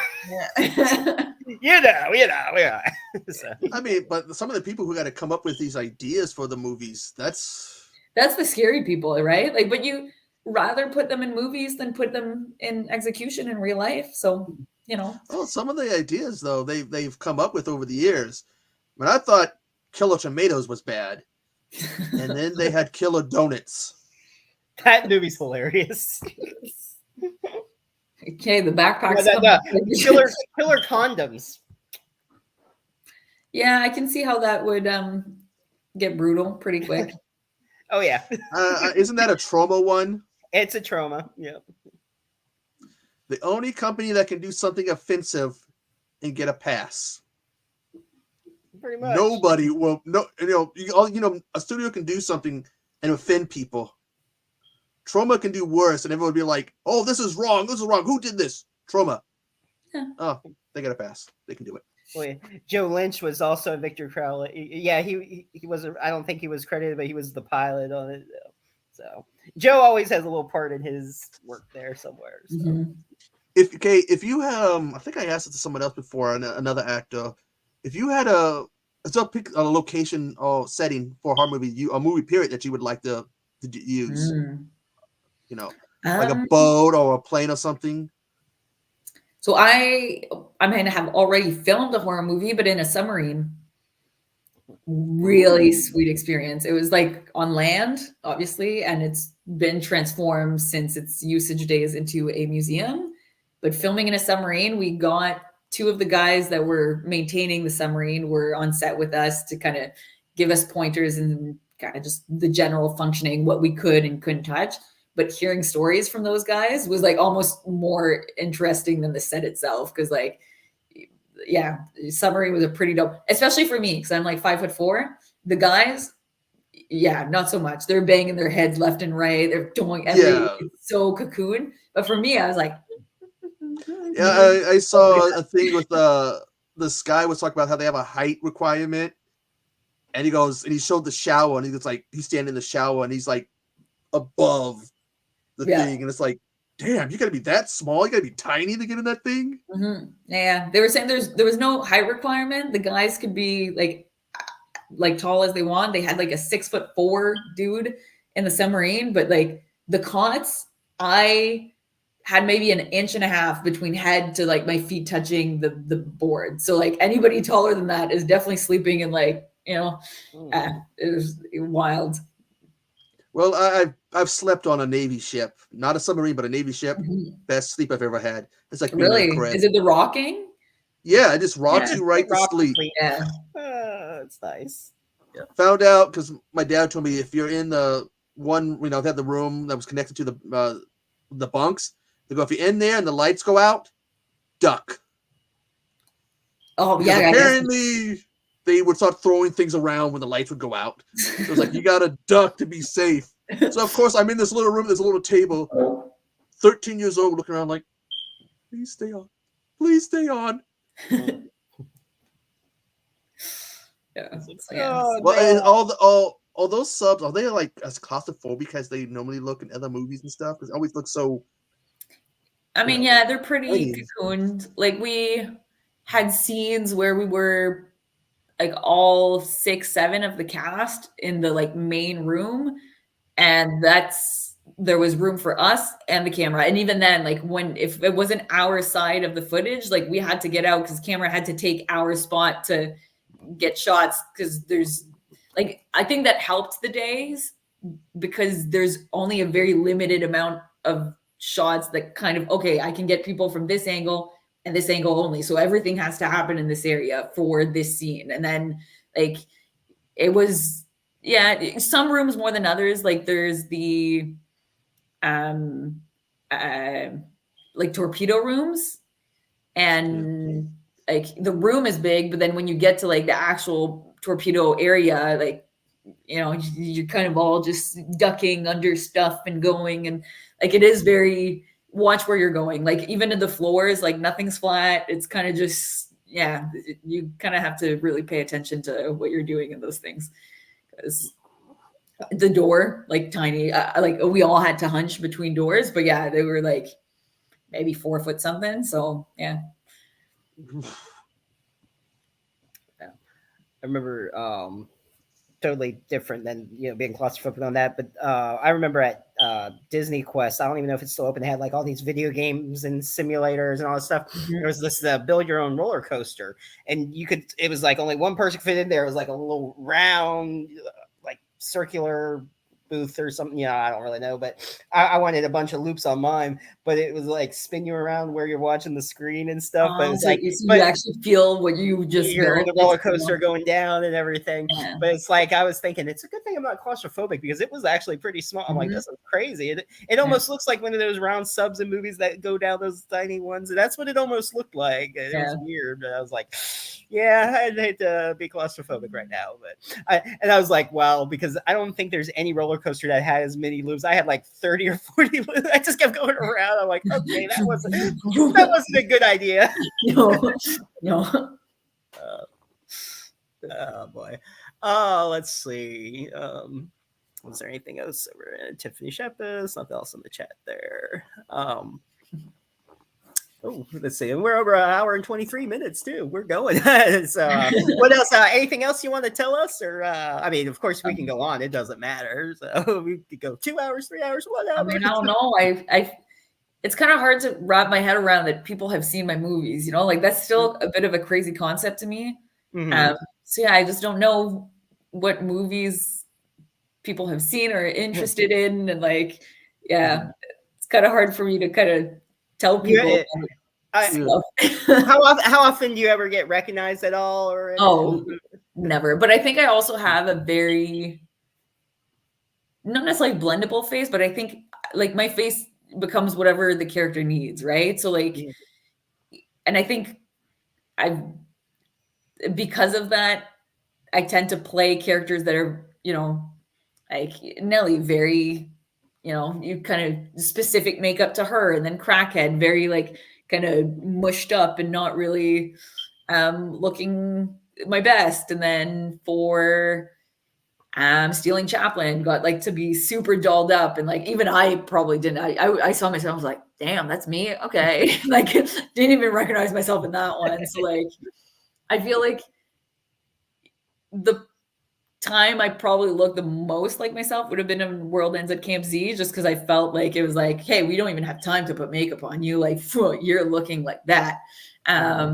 But yeah, in real life, haven't been recognized at all. And then online, I've had maybe like less than 50 people, I want to say, since Butchers came out, that like have reached out and just kind of mentioned one movie or the other. And just kind of, it's mostly been, you know, very positive and kind of, hey, saw you in this. Like, if it's Canadian people, they're like, love seeing Canadian talent kind of doing cool stuff. And then, yeah, most of the time it's, oh man, I wish you didn't die. So like, yeah, okay, I guess you liked my character enough that even when she was a cheater, you didn't want her to die. So yeah, it's like, I can't say that like to me, it's weird when people are like, oh my goodness, Butcher's like amazing. Ah. And I was like, yeah, like, but you're putting me up to be like way bigger in your head than I really am, you know, like I'm still nobody, and like I just love making films and having fun doing them. But like that whole concept of like, oh my goodness, I got to talk to Ace, and I was like, yeah, but like I'm just Ace, you know, like it's hey. Like yeah, so they're kind of that, like, yeah. Yeah. What's it like if you're at like a store or something that sells movies? What's it like if you see one of your movies there? You sit there and someone, if you see that, you see it to them when someone walks by, you go, you know, I'm in that. I heard this is a good movie. Look at the back of that eye. I've never actually seen any of my movies DVDs like kind of in stores. I've gone, a couple people send me pictures of like, hey, look, like Butchers in Japan, kind of with the Japanese kind of version of it. I was like, oh, that's pretty cool. But all my DVDs were just given to me by production. Like they print it, and then I've gone one copy. So I've never actually gone to see it kind of in the wilds kind of thing. I'll see, because in English I do a lot of horror movies, killing, dying, love it. And then in French I do a lot of commercial stuff. So that I would have seen, like I've had a couple friends kind of send me like, is this you? And I was like, yeah, that's me. Or like sometimes I'll like scroll Facebook and I'll just see myself like in a mattress commercial, you know, like so like I've seen myself in the wilds like maybe a handful of times, but really like there's so much content, so much commercials. Like I think to land on me and to be able to like recognize me, like I kind of wild, you know, like I don't think that would I don't think it's likely to happen, you know, like until either like something really, really pops off and then like it's a household name. But like there's so many horror movies being produced every day and filmed and released that like I'm just happy to make content that I'm happy making. And if other people like it, then it's just a bonus, you know, like cool, people enjoyed seeing me die and like the Scream Queen, and I'm like, sweet, that's fun, you know. But I think you have to make it to begin with for yourself and who you're making it with, and then the crowd that it'll attract will follow, you know. So. Let's see. Oh, now it's dark. Hey, Jim. Hello. Oh God, cha. I do that for my intro for my videos. I'll sit there go, hey, it's Pacific Northwest Geek here, Echo Zero, and then I go cha, and now I'm not living it down. Yeah, I mean, yeah. It's a unique greeting. So the only part is that when I sit there and I go Echo, and I hold it, and then I try to come up with something in between Echo and Zero, and now I'm to the point where I'm just like, I've run out of ideas. Thinking. I did that in one of my reviews. I couldn't come up with anything to say, so Zero. A couple weeks ago, me and Patrick, I'm sure you saw it. We're like, "Oh, got to do it, Franco." And I was like, "Oh, Tom." It He was said even don't ever stop. hard. I had a bad cough, and I'd be trying to do that. And it's like, okay, start again. Yeah, that's the thing when you're not, because are you doing your things live as well? I sometimes, but I hardly do Yeah. that one because I've ran out of ideas. Very rarely do you get me to do that live. They Oh, yeah, I have guess. got me the few It's your times to do it constant, yeah. live. Yeah. Yeah, Patrick was live. Yeah, he was live tonight too, because usually I do Wednesdays, but that's all Yeah. right. Well, here's the thing about movies, because they got the soundtracks. Mm. Is there, like, if you could pick a certain band or artist to do a soundtrack for a movie you're in, is there any artist or band you would like to do that's one that you're particularly a fan of? So Adrian Langley, who directed Butchers, just talked to me about his experience with an orchestra for one of his upcoming films, and I was like, "Oh, I don't think I'll ever be the one in a room with an orchestra," but just hearing him describe the like, okay, fix this, okay, that note, and then do that, and then you guys are gonna go over here, like just hearing him describe that experience, I was like, oh, like, and hearing, I kind of got a little sneak peek of something, and I was like, oh, just the feeling of it having been recorded on orchestra, yeah, a bit phenomenal. So like, not very specific, but yeah, it just gives such a different kind of fullness to the music coming in, and just the intensity, you can just feel it. And yeah, it was, I wasn't there, I heard of it, and I was like, I had chills, and I was like, oh, okay, yeah, that's cool. Well, look at some of the famous soundtracks. They're all like orchestras. Star Wars, look at that. Orchestra right there. Yeah. It's funny, when we were talking about movies in the wild, it probably took her about 10 minutes to type this, but my mom was saying when she moved to West Virginia, at the library up there, someone found Never Back Down, which I was an extra in. Nice. I'm buying all the DVD copies. That was a fun one. And earlier, how you said you were filming like 2 in the afternoon to 2 in the morning. Well, for that one, we were doing 6 in the evening to 6 in the morning. So I know how those are rough. Those are rough. Yeah. Yeah. Especially just running back and forth. And then in between, they were painting. It was cool watching the process and everything, because all the makeup artists were putting on the bruises, making them look like they sweat. Yeah. And, well, but yeah. No, and like, especially when you have like crowd scenes like that, where you have to, like, in World End at Camp Z, we had the makeup art, we had 1.5 makeup artist type thing to make 30 people look like zombies. And yeah, that was one of the coolest days on set, where we're in the truck and we just had 30 people running after us. And like, it's hard not to actually start feeling the panic of like, yo, shit, this is scary. It's just like, and like people were like jumping on the cars. It was just like a very cool experience. But the makeup artist had her work cut out. Like, she was putting makeup on people for like 8 hours before we even got to filming, right? So 8 hours. Yeah. What's the longest you've had to do in makeups or getting anything done? I want to say not very long. Like, a lot of my gags, like the Butcher's one was just kind of like a kangaroo pouch.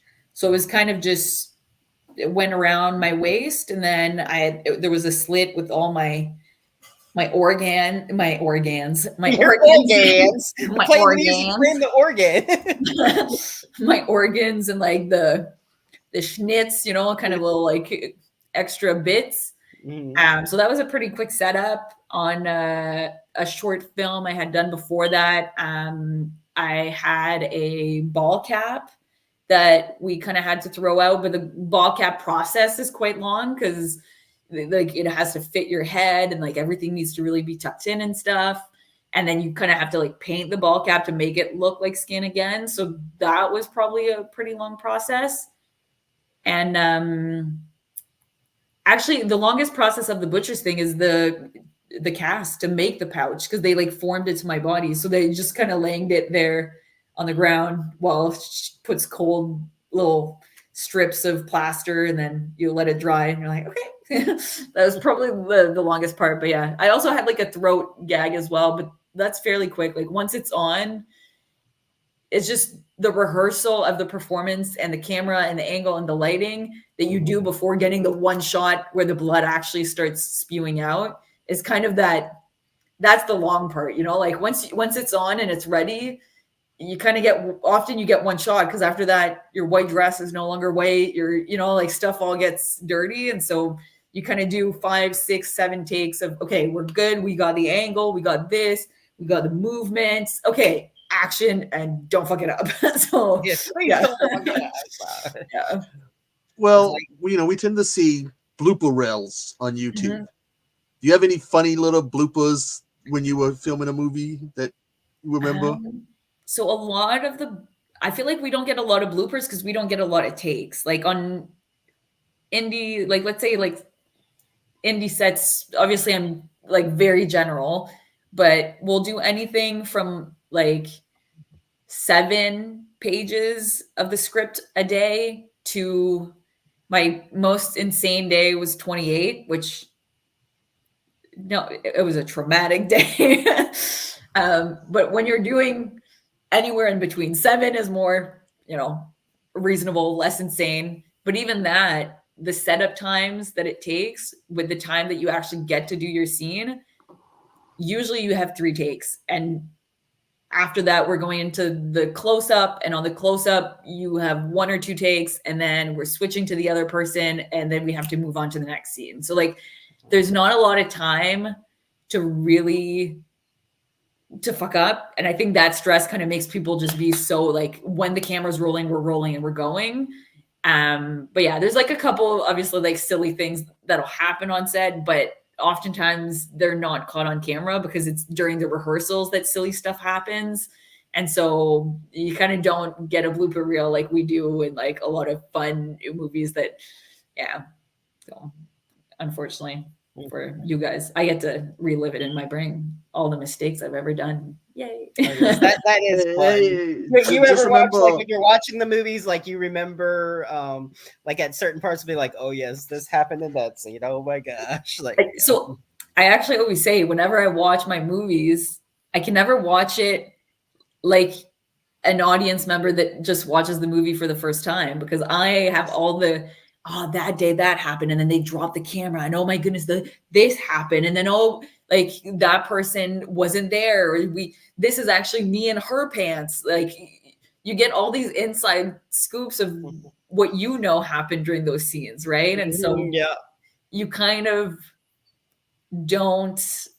Yeah, for me, it's just like reading a journal. Like I look at these movies and it's just full of memories and ideas, and like, yeah, the story's there and it's fun to watch, but it's more like, oh man, oh yeah, that was fun. Oh yeah, that's right. Like there's so many funny things that I can't, I want to talk about, but I gotta wait because the stalking isn't out yet. But I had the chance to see it at the premiere and stuff. And me and Jada were talking. She came after. She's like, "Well, you remember that you did?" I'm like, "Yeah, I know. I was the first one to trip there." Blah blah blah.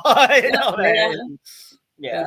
So like, even funny stuff that did make the movie, sometimes is like a take you remember more. Or like, yeah, there's just. Especially I had like this scientific line about mixtures and combinations and stuff, and like I had the whole thing memorized like before you said it, and they were like, wow, they were impressed I had memorized. And then as we're doing the scene, like it was great the first time, and then as like you were saying, people who may not know, each person, you have to redo that line, but it's on the other person and they're doing their shot and everything, and then it just got progressively worse. Like I fixing it up and stuff, and Mark's just like, well, it doesn't really matter because it's their line anyway. Yeah, it's not on you. They're like, what happened? And I'm like, I don't know. I was good, and then I lost it. It's like I had it. Just imagine doing one of those medical things or sci-fi things where you have to do the dialogue where it's like the like just Star Trek people. Yeah. Like you got to explain why the ship can go X amount of speed and the turbo, whatever, and all these words. It's just a tongue twister. Yeah. Oh yeah. So that's got to be hard but to it'd be film. like that. So The Influencer was a lot of fun. That was it filmed in 5 days, which was a bit insane. Ooh, 5 days? Wow. Yeah. So like that sounds familiar. I've done that. yeah. Been there, done that. That was also Jim filmed says- actually yeah. in a different part of that gross building I was talking about earlier, the Gallipo Center. The Influencer is like just another building in front of that building, but it's all part of the same complex. And it just, yeah, that place is covered in bird poop. So it's kind of toxic. You can't really touch stuff because it's, yeah. I think they clean it because I went back into that part of the building and it was less smelly, let's say. Ew. And there is going to be a sequel soon. Mm-hmm. So, yep. There should be a sequel soon. Yep, there will be. So, yeah, I haven't seen that one either. I don't even know what like the storyline for The Influencer 2 is. So, yeah. Sometimes it's just exciting to like see what your friends have been working on, and you're like, fuck, that's so. Yeah. Like, interesting. Yes. 5 days. That's funny. You know, when you have no money, you gotta make it quick. Yep. It looks like they did a review about something, but yeah. Yeah, Jim said he reviewed Defluencer. No, however you say it. Tongue twister. The Influencer. Say that 10 times. No, I don't need I don't need to go to the hospital to get my tongue untwisted. A little bit. What? Swells up. No, she sells seashells by the shore. Type The stuff. seashore. It's like, yeah, say that fast 3 times. No, thank you. Nah, we're good. The tongue twisters. Good times, good times. Yeah, I gotta watch that tomorrow. Or heck, I might even watch it tonight since I don't have to work tomorrow off the next 2 days. Nice. So. Then again, I don't want I mean, not that it's not good, but I might pass out or I might just be like, oh no. Wake up. I'll wake up, it'll be over. Like, or maybe I'll like dream what's going on. You ever like watch a movie? I mean, it doesn't necessarily have to be horror, but like you fall asleep during the movie and you like dream about watching the movie in your sleep because I think you're still hearing it, right? So like subconsciously you're like, yeah, that like, stuff comes in. I get really weird dreams, so I feel like, yeah, I don't need to be listening to stuff when I go to bed. My brain likes doing it naturally. Yeah. I don't mind going to sleep to nice screaming. You know, it's fun. It gives me some good dreams. I am never going to fall asleep watching a movie again. I had an incident. I fell asleep watching the original Godzilla, and I've told this story before. I fell asleep. I was watching the original Godzilla, woke up the next day. Hello, boys and girls. Freaking Barney. Barney woke you up. I literally shot full across the room, almost hit a dresser just to turn that TV off. So I'm never going to... The TV comes off when I go to sleep because I'm never going to let that happen again. I don't want to know what I'll wake up to this time. Yeah, what's the transition from Godzilla to Barney? Like that's quite the channel. Yeah, it was like they were doing a Godzilla marathon, and I fell asleep during the last one, which was the original. And maybe they were doing like a dinosaur marathon, and then they just threw in Barney after. They must have, but trust me, you don't want to wake up to that purple bastard. It's Barney a kaiju. Now the W's are like, a body. It's a Godzilla body. I mean, that's a horror waiting to happen. Godzilla versus Barney. You know, you had Godzilla meets Bambi. Okay. It's a little cartoon where you see Bambi's eating, he keeps hearing the sound, looking up, and all of a sudden Godzilla's foot comes in. R.I.P. Bambi. No. And somebody, whoever animated it, decided to do an animation with one of Godzilla's toes. Going like that. Not the toes, but the claw. Doing one of those. Barney ad on Pluto or Tubi. I don't know. But no Barney for me. No, thank you. Hey, we need a Barney horror movie. I'd watch that because it'd be funny as hell. I thought it was scary enough. I don't know. A purple dinosaur with kids? Okay. Give me a hug. Yeah. Wait a minute, don't we have a purple dinosaur horror movie? Probably my mistake. It's like just Google purple dinosaur horror movie. No, we have like the Five Nights at Freddy's and Willy's Wonderland, but no Barney yet. I don't know when's that supposed to go into public domain. I'm sure someone, as soon as that can be allowed. Yeah. Well, it might have to take a few decades. So, I think. Well, if we work on it now, we'll just have it done, and then we can just release it. Hey, it's what they did with Mickey's Mousetrap or whatever. Yeah. It literally is like the day it's the public domain. 5 seconds later, there's a trailer. There's a trailer out. Mickey's, it's like, damn, already. You knew they were sitting there. It's like, were they sitting there just like, just biting the fingernails, going, please, quicker, come, we're waiting. Just waiting and waiting. Because I helped out production side. Well, not production side, just kind of. Simon was the one who made the Mickey Mouse Trap House thing. There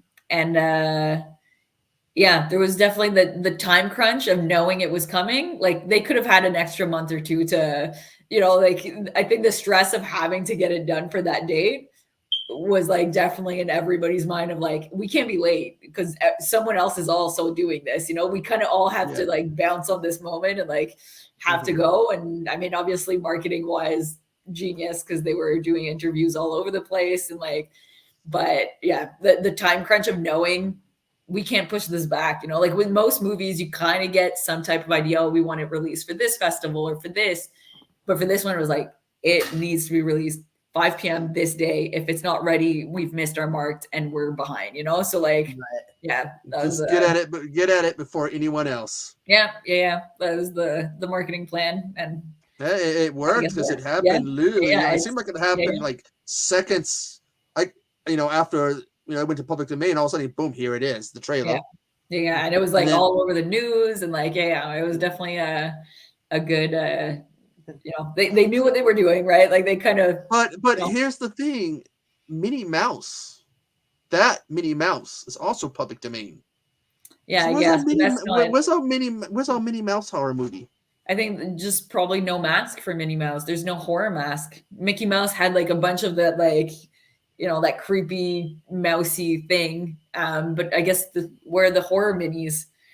I haven't seen any of the horror. Or maybe at the end of the Mickey Mouse movie, Minnie just comes out, murders him, and then there's the sequel. It's all about her. Mickey's done.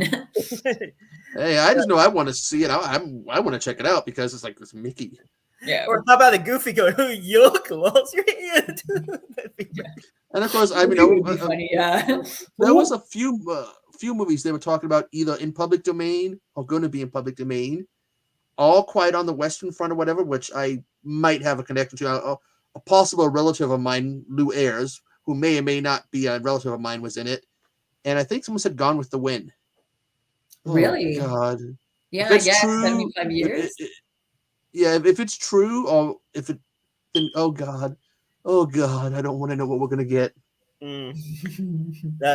Patrick was saying new Polonia movie, either Mickey Cocaine Mouse, because there was Cocaine Shark, and then or Cocaine Shark versus Megamyth Mouse. Yeah. Well, I just know that because Superman again, that's one coming up in the next few years or so. There's some people chopping at the bit for that one, and Betty Boop. Mm-hmm. That'd be a fun one. I still think it's the best so far. I have an idea. I heard Charlie Chaplin went into. I got a really cool idea for that, but I don't really want to say it. But, just in case someone wants to steal that idea, but I got a really awesome idea for that. So the little dancing with was it the shoes or the potatoes or whatever? We poked the forks in or whatever and dances in one of the old bits. He might. I don't remember that one or not. But I mean, he's got his umbrella, so I got some good ideas with that. So, So you're a pretty big actor back then. Yeah, supposedly I may not be a distant relative of his. I've been told I am, but no one's ever explained to me how. Mm-hmm. And the one person who could, unfortunately, passed away in '92. So You just go knock I on his don't know. door, ask him. Like, hello, is it true? I remember Dogma when she's like, "You are the great grandniece of Jesus Christ." It's going on. Like, does that make Bethany part black? Or have you seen Dogma or Chris Rock was an apostolate? Jay and Silent Bob. Oh, that's a fun one. I like the line when they talk about how in heaven they like to watch us have sex and laugh. But why? Have you seen the faces you guys make? Yeah. And I want my buddy Jesus. Buddy Jesus. And I don't want the short one. I want the 6 foot tall one if this is Jesus going. I like how he unravels. He's like, the Buddy Christ. Let's see what those films and the character are now in public domain. Which one is there? Down the rabbit hole. That's Oswald Oswald the Rabbit. Ooh. Down the rabbit hole. I think though, I mean, what got me is that Blood and Honey it was made for 6 figures and it made $1 million. Well, a film, what, 5 million? Something like that. I don't even remember, but it was like, really? But whatever. But how many other filmmakers are now looking at some of these ones coming into public domain and thinking, "Wow, look what they did with Blood and Honey." So hey, jump on that train. Yeah, sometimes making, not necessarily quick, because like you still have to make the movie in order for people to want to watch it, but sometimes making money on something like that might be how you get to make your actual passion project, like see, when obviously depends who, but like when you don't have any money, sometimes making something that people are gonna be like, oh yeah, they're gonna watch that, and then you can kind of make what you want to make for reals. I also think in the case of Blood and Honey, there was some rage watchers, people who are mad and like, I'm gonna go get a ticket, just go watch this. You're fine, but you're the one losing, like whether you're rage watching, enjoying watching, or just sleep watching, that's still clicks and views for the people that you're watching for, like. And of course I got thrown in my face because that's ITN. It's, I guess, one of the companies, and they're like, the people look at me like, aren't you a big ITN fan? Oh, son of a bitch, I gotta watch it, don't I? So it gets a free pass because I love ITN movies. Let's see. According to Google, Popeye hits public domain in 2025. Hey, that I have to draw a line on. As a son of a sailor, leave that sailor alone. Hey, like he could do that once he's finished. He could like punch their heads off like that. It's like that sea chanty. What would you do with a drunken sailor? Throw him into bed with the captain's daughter? Don't. Because you know what's going to happen 9 months later. A dead sailor and he's going to be scrubbing the drunk baby. Yeah. Yes, Superman is coming up. At 35? That must be when it's probably going to be like with Mickey. It's going to be that version, not the newer ones. Yeah. So. Still a little while. We got 10 years to make Superman a villain. So we can get a horror movie about a guy who wears underwear outside his pants. That's already been done.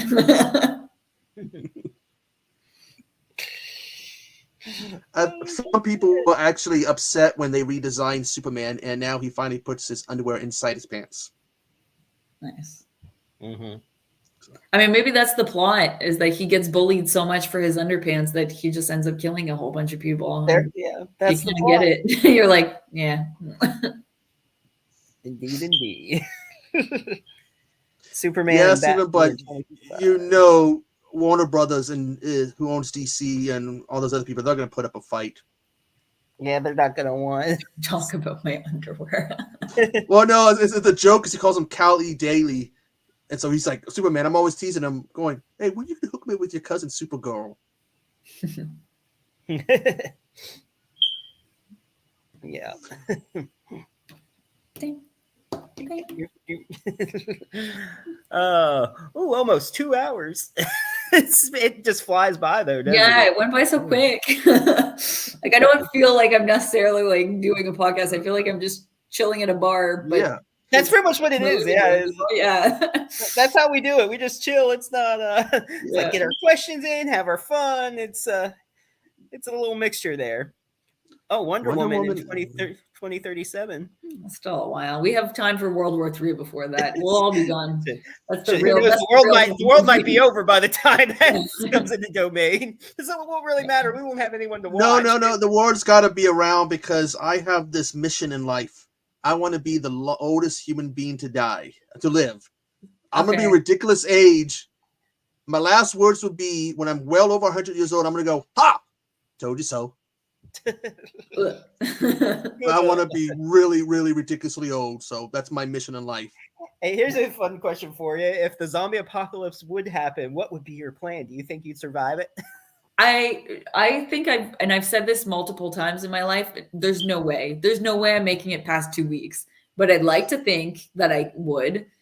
There was a bug in my house, and the way I freaked out over the bug makes me believe I would not survive the apocalypse. Let's see if the bug would be like, look, zombie, there is a great book out there that can help you. It's called, what was it? The Survivor's Guide to a Zombie Apocalypse or whatever. Written by the same guy who wrote World War Z, Max Brooks, Mel Brooks' son.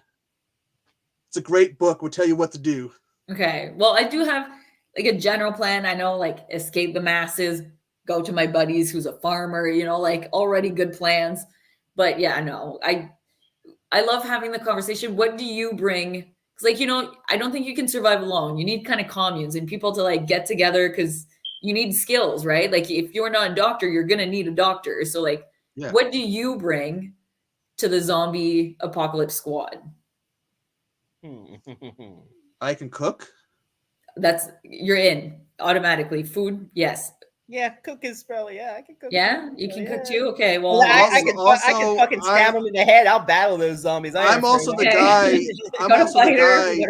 No, I'm also the guy who's going to be mean enough to push you in the direction of the zombies so they can eat you while I'm running away. Okay, well then I don't want you on my team. Then if you're going to throw me under the bus, you can He's get not lost. throwing you under the bus. He's throwing you under the zombie. Well, that's not a better place to be. No, you can't be in the team. You're too backstabby. You can't. There are.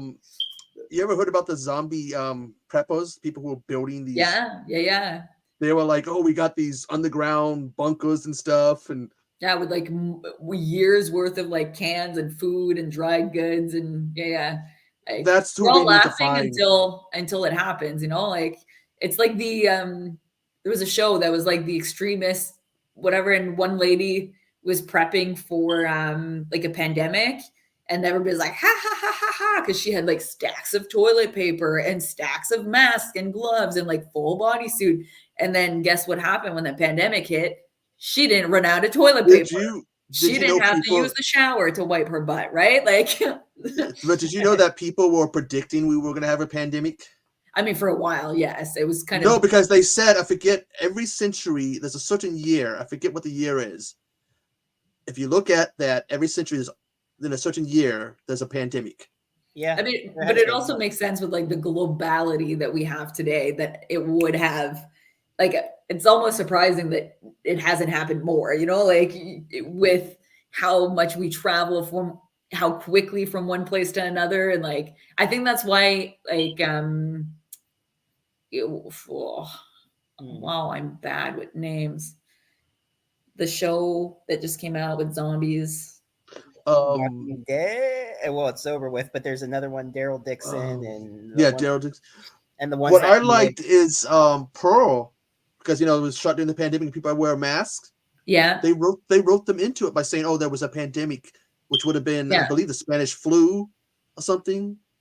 Yeah, thought, I mean that's a that's smart like actually, filming decision, just to kind of like, yeah, okay, I guess now we're having it in our set, and then people could be safe, but then it wouldn't delay filming, because filming during the pandemic was like an interesting process too, right? Because you had to get your tests like a week before and a day before shooting, and then I was lucky enough that not a lot of productions had to completely kind of like shut down because of it, but like bigger sets that had 200 people, if one tested positive that morning, you're out for a week, right? And for people that are 200 people on set, that's a lot of money. That's just, we've paid for a location, we've paid for this equipment, like all these things were like so high cost that if you're able to kind of incorporate it that way into your film, they're just kind of, yeah, a bit easier on the budget, probably. Kind of smart decision on that, on their part, for sure. Yeah. So, and I guess some of them I heard even like test every day, like the day of like every day that's filming, just test every day, make sure. Yeah. And I learned to properly read those tests, because I misread one time. I was freaking out like, oh God, I got the vid. Took it again and realized I read it wrong. Great, I'm safe. I'm fine. Yeah, meanwhile, I'm like, because I have a compromised immune system. Okay. Yeah. I have a below it average. Hits you even harder. Yeah, mine's below average, so I'm like freaking out, like, oh God, I'm gonna end up in the hospital. No. And I was like, wait a minute.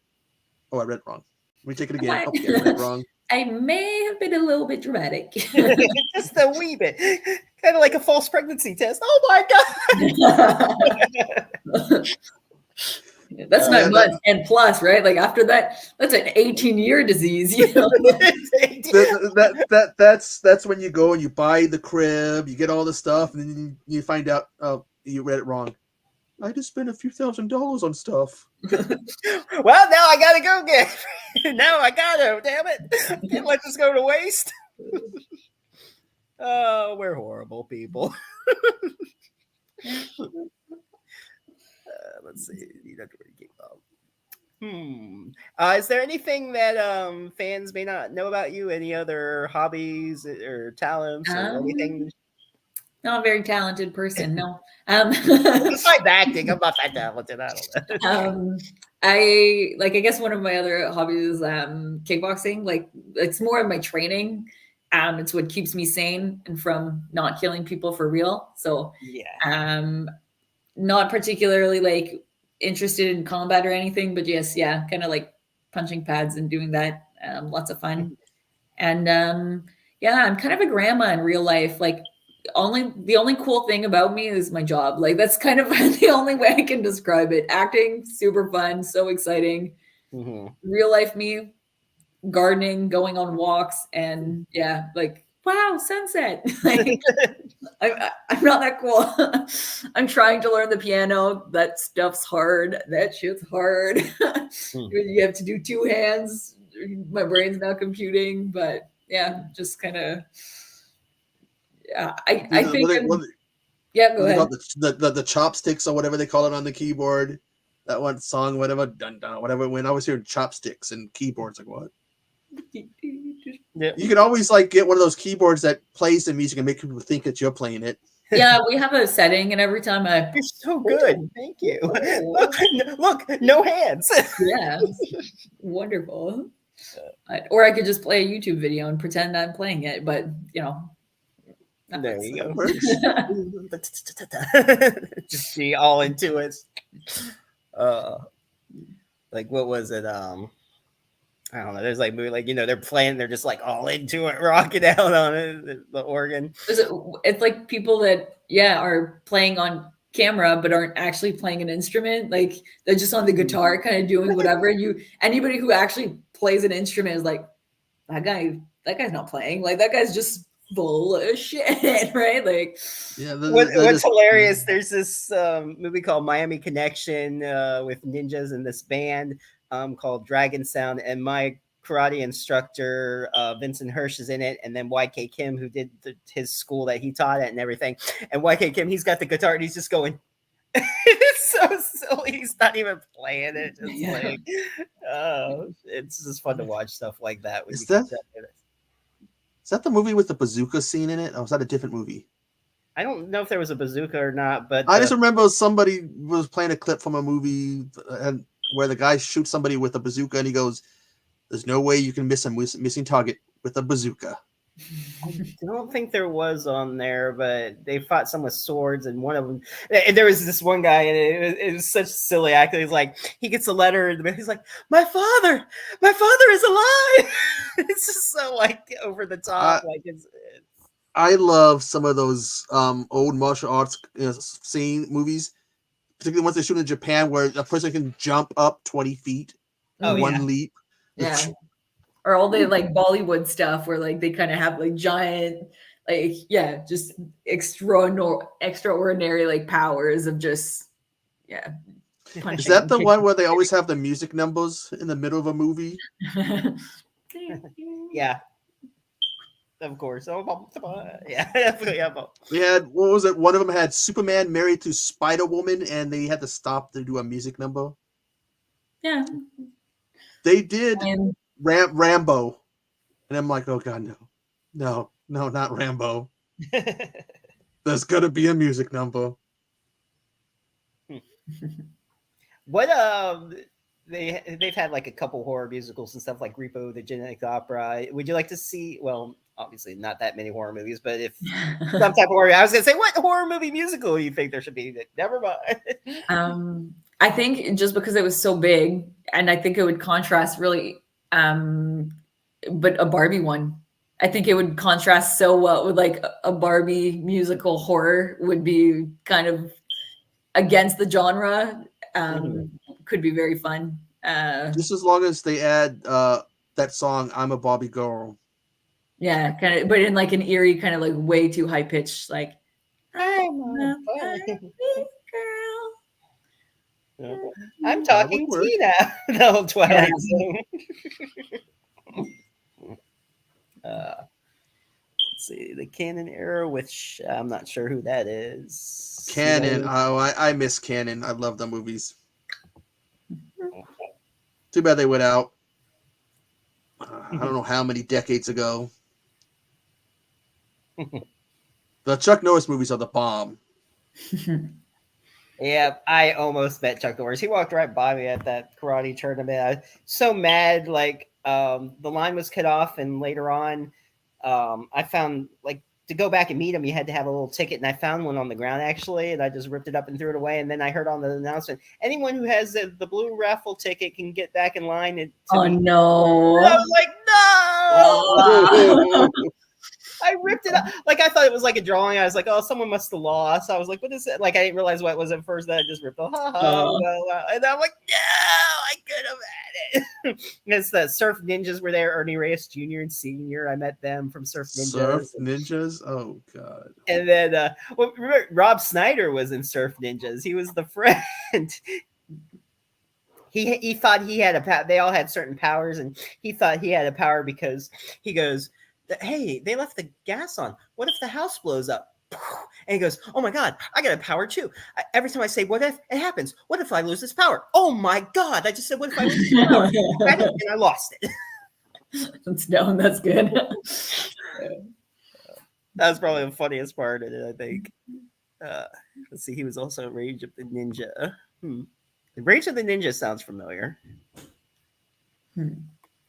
So what TV shows and movies are you into?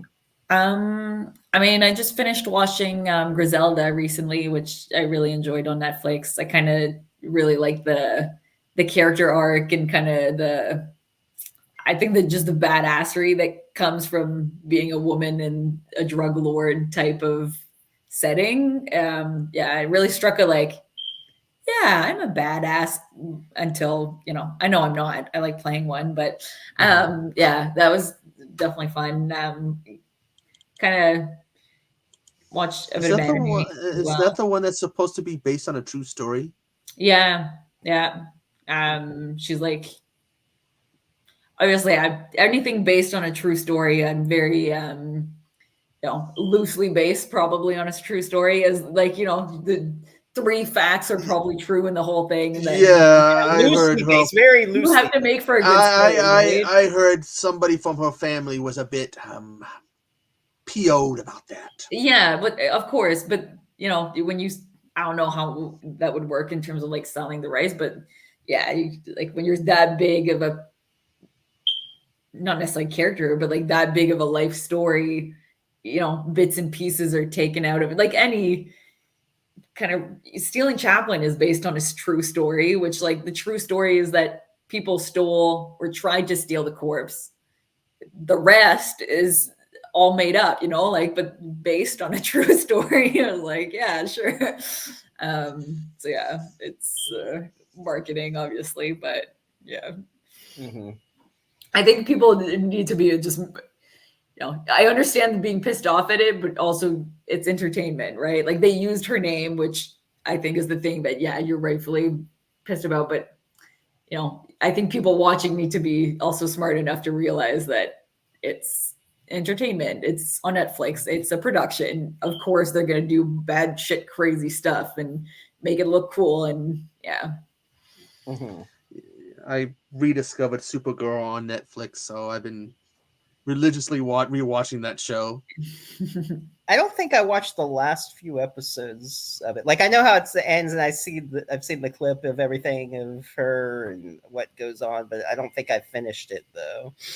But maybe there's just so much to watch; it's just hard to. Yeah, I think that's go back. for like independent films too. It's like getting enough, like even just it's the marketing, right? Like you can, now we have access to all these different platforms, and for independent movies we're still kind of limited. Like Netflix only works with the unions, so if you're not pre-signing a deal with them, like you won't be able to get on Netflix as an independent movie. But if there's still like platforms like Tubi, which are very accessible to anybody distributing.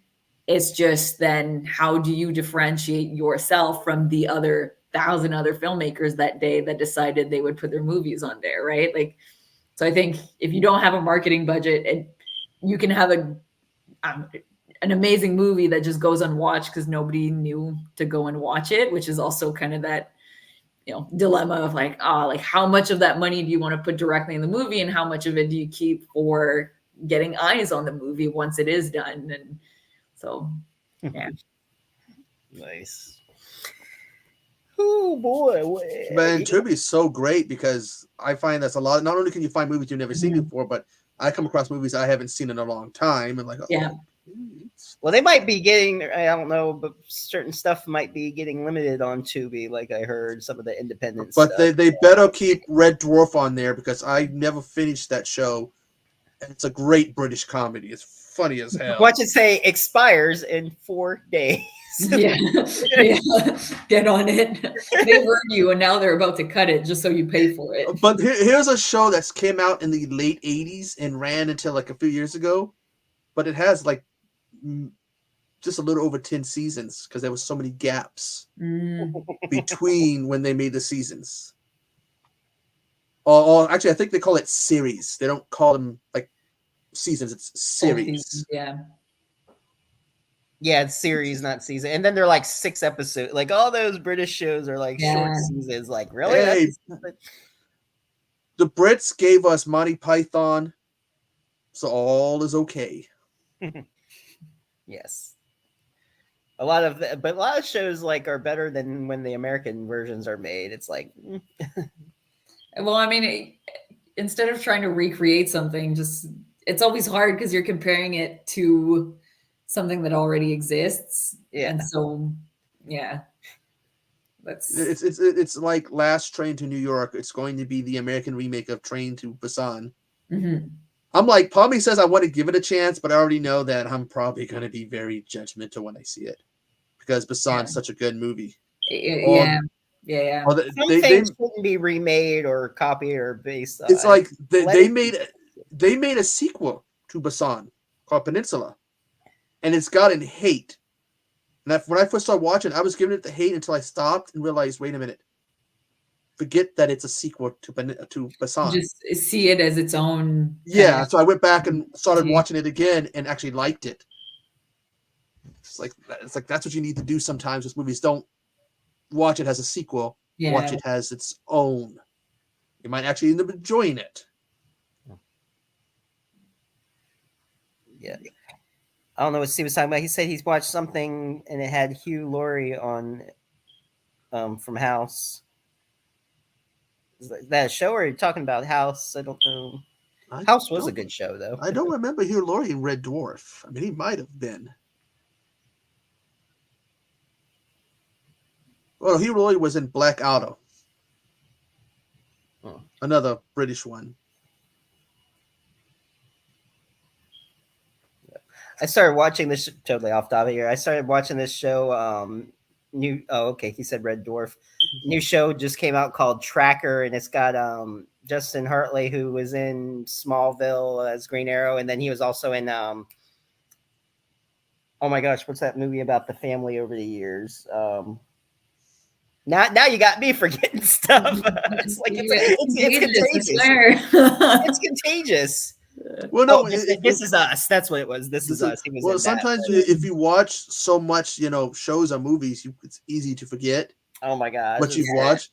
I think I also have like a mush brain after the week of sleeping random hours and being all over the place. But yeah, my friends will tell you I have mush brain every day of my life. Is a movie called Call of the Undead or something, and multiple times I've sought to review this. And then I got to stop. Wait a minute. Did I review this already? Go back and look. Yes. Yeah. All of them. Isn't that a Wild Eye one? I thought so. I know my Wild Eyes. I have about 500 of them. Apparently, it didn't was good enough for me to remember that I reviewed it already. Yeah. So I guess I should skip that one then. And skip Sharknado 10th Anniversary too. I started watching it. I actually fell asleep during it. I woke up and it was over. I'm like, oh, okay. Well, I couldn't recognize from what I saw. I didn't see anything too new unless it was what they in the extras.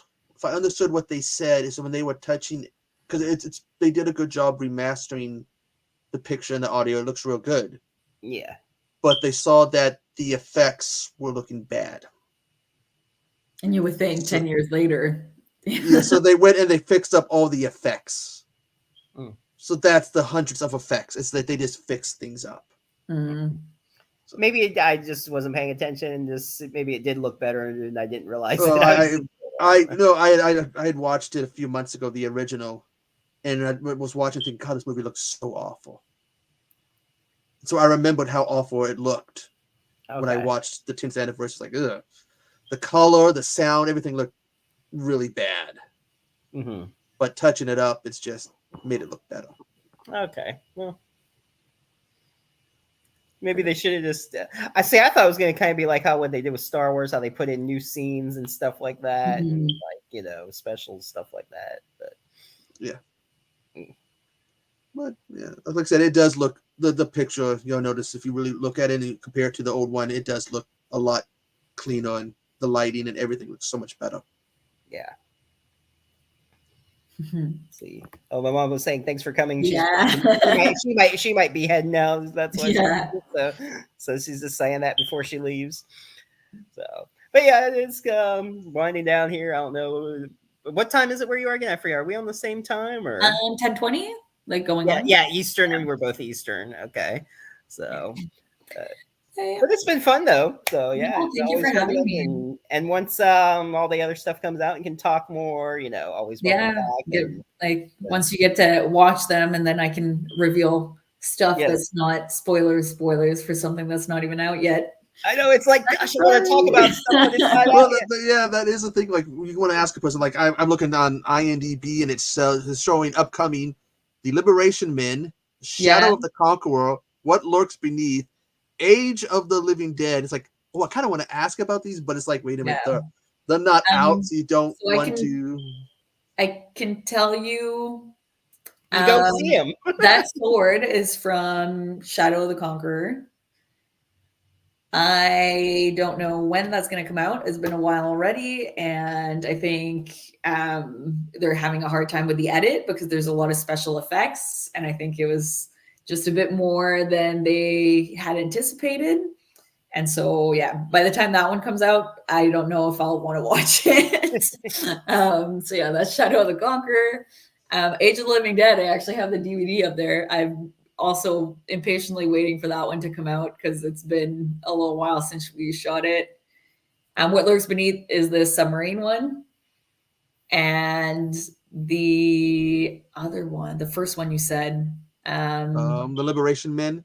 yeah, Liberation when I think that one, so May 5th, it's like it's a World War II movie about how they saved a town that was about to be bombarded. They kind of like had to evacuate before it was going to be bombed, and I had to learn my lines phonetically in Dutch for that one. Ooh. So yeah, that was a very interesting challenge. It's such a like a throaty language. Like there's a lot of and that kind of I think the French helped to kind of come pull those letters out. But yeah, very from what I've seen from that one, I'm super excited for that one to come out. But yeah, I was only on set for 2 days for that one, so I like there's so much in the trailer that I was like, oh, that must have been such a cool day, but it didn't get to be. You know, you just kind of show up when it's your characters when she's needed. So yeah. It's like, I'm here. Hello. Yeah. I'm in. Give me a chance, coach. A little less horror for that one and a bit more drama, I think, overall. Mm-hmm. All righty then. So, I think I'm gonna maybe go watch The Influencer. Nice. Or maybe I'll wait till tomorrow. Like, just in case I do pass out, I better wait till tomorrow when I'm fully refreshed. Okay. All right. It's been again fun. for having me. And yeah, good luck with everything. All right. Thanks. You too. You too. See ya.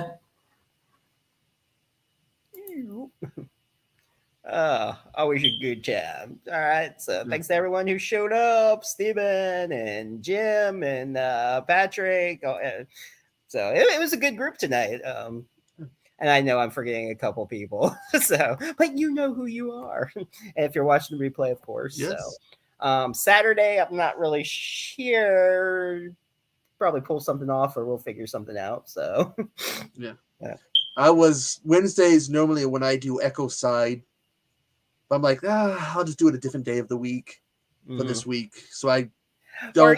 Or even if we took a break Saturday, we did a show Wednesday. Yeah. You know, it's I've done it before where I've done like one time I did like in one weekend I did 3 streams on one day, 2 on the next, and 3 on the other. So it's like, you know, it's like I'm never doing that again. Yeah. That's I was so like by that last stream I was just like, people are like, come on to our stream, come on to the stream, and I was just like, I've done so many streams. Yeah. So I'm like, I'm never doing that again. I'll do a few here and there, space them out, but not like back to back to back. Yeah. All right. Have a good night, everybody.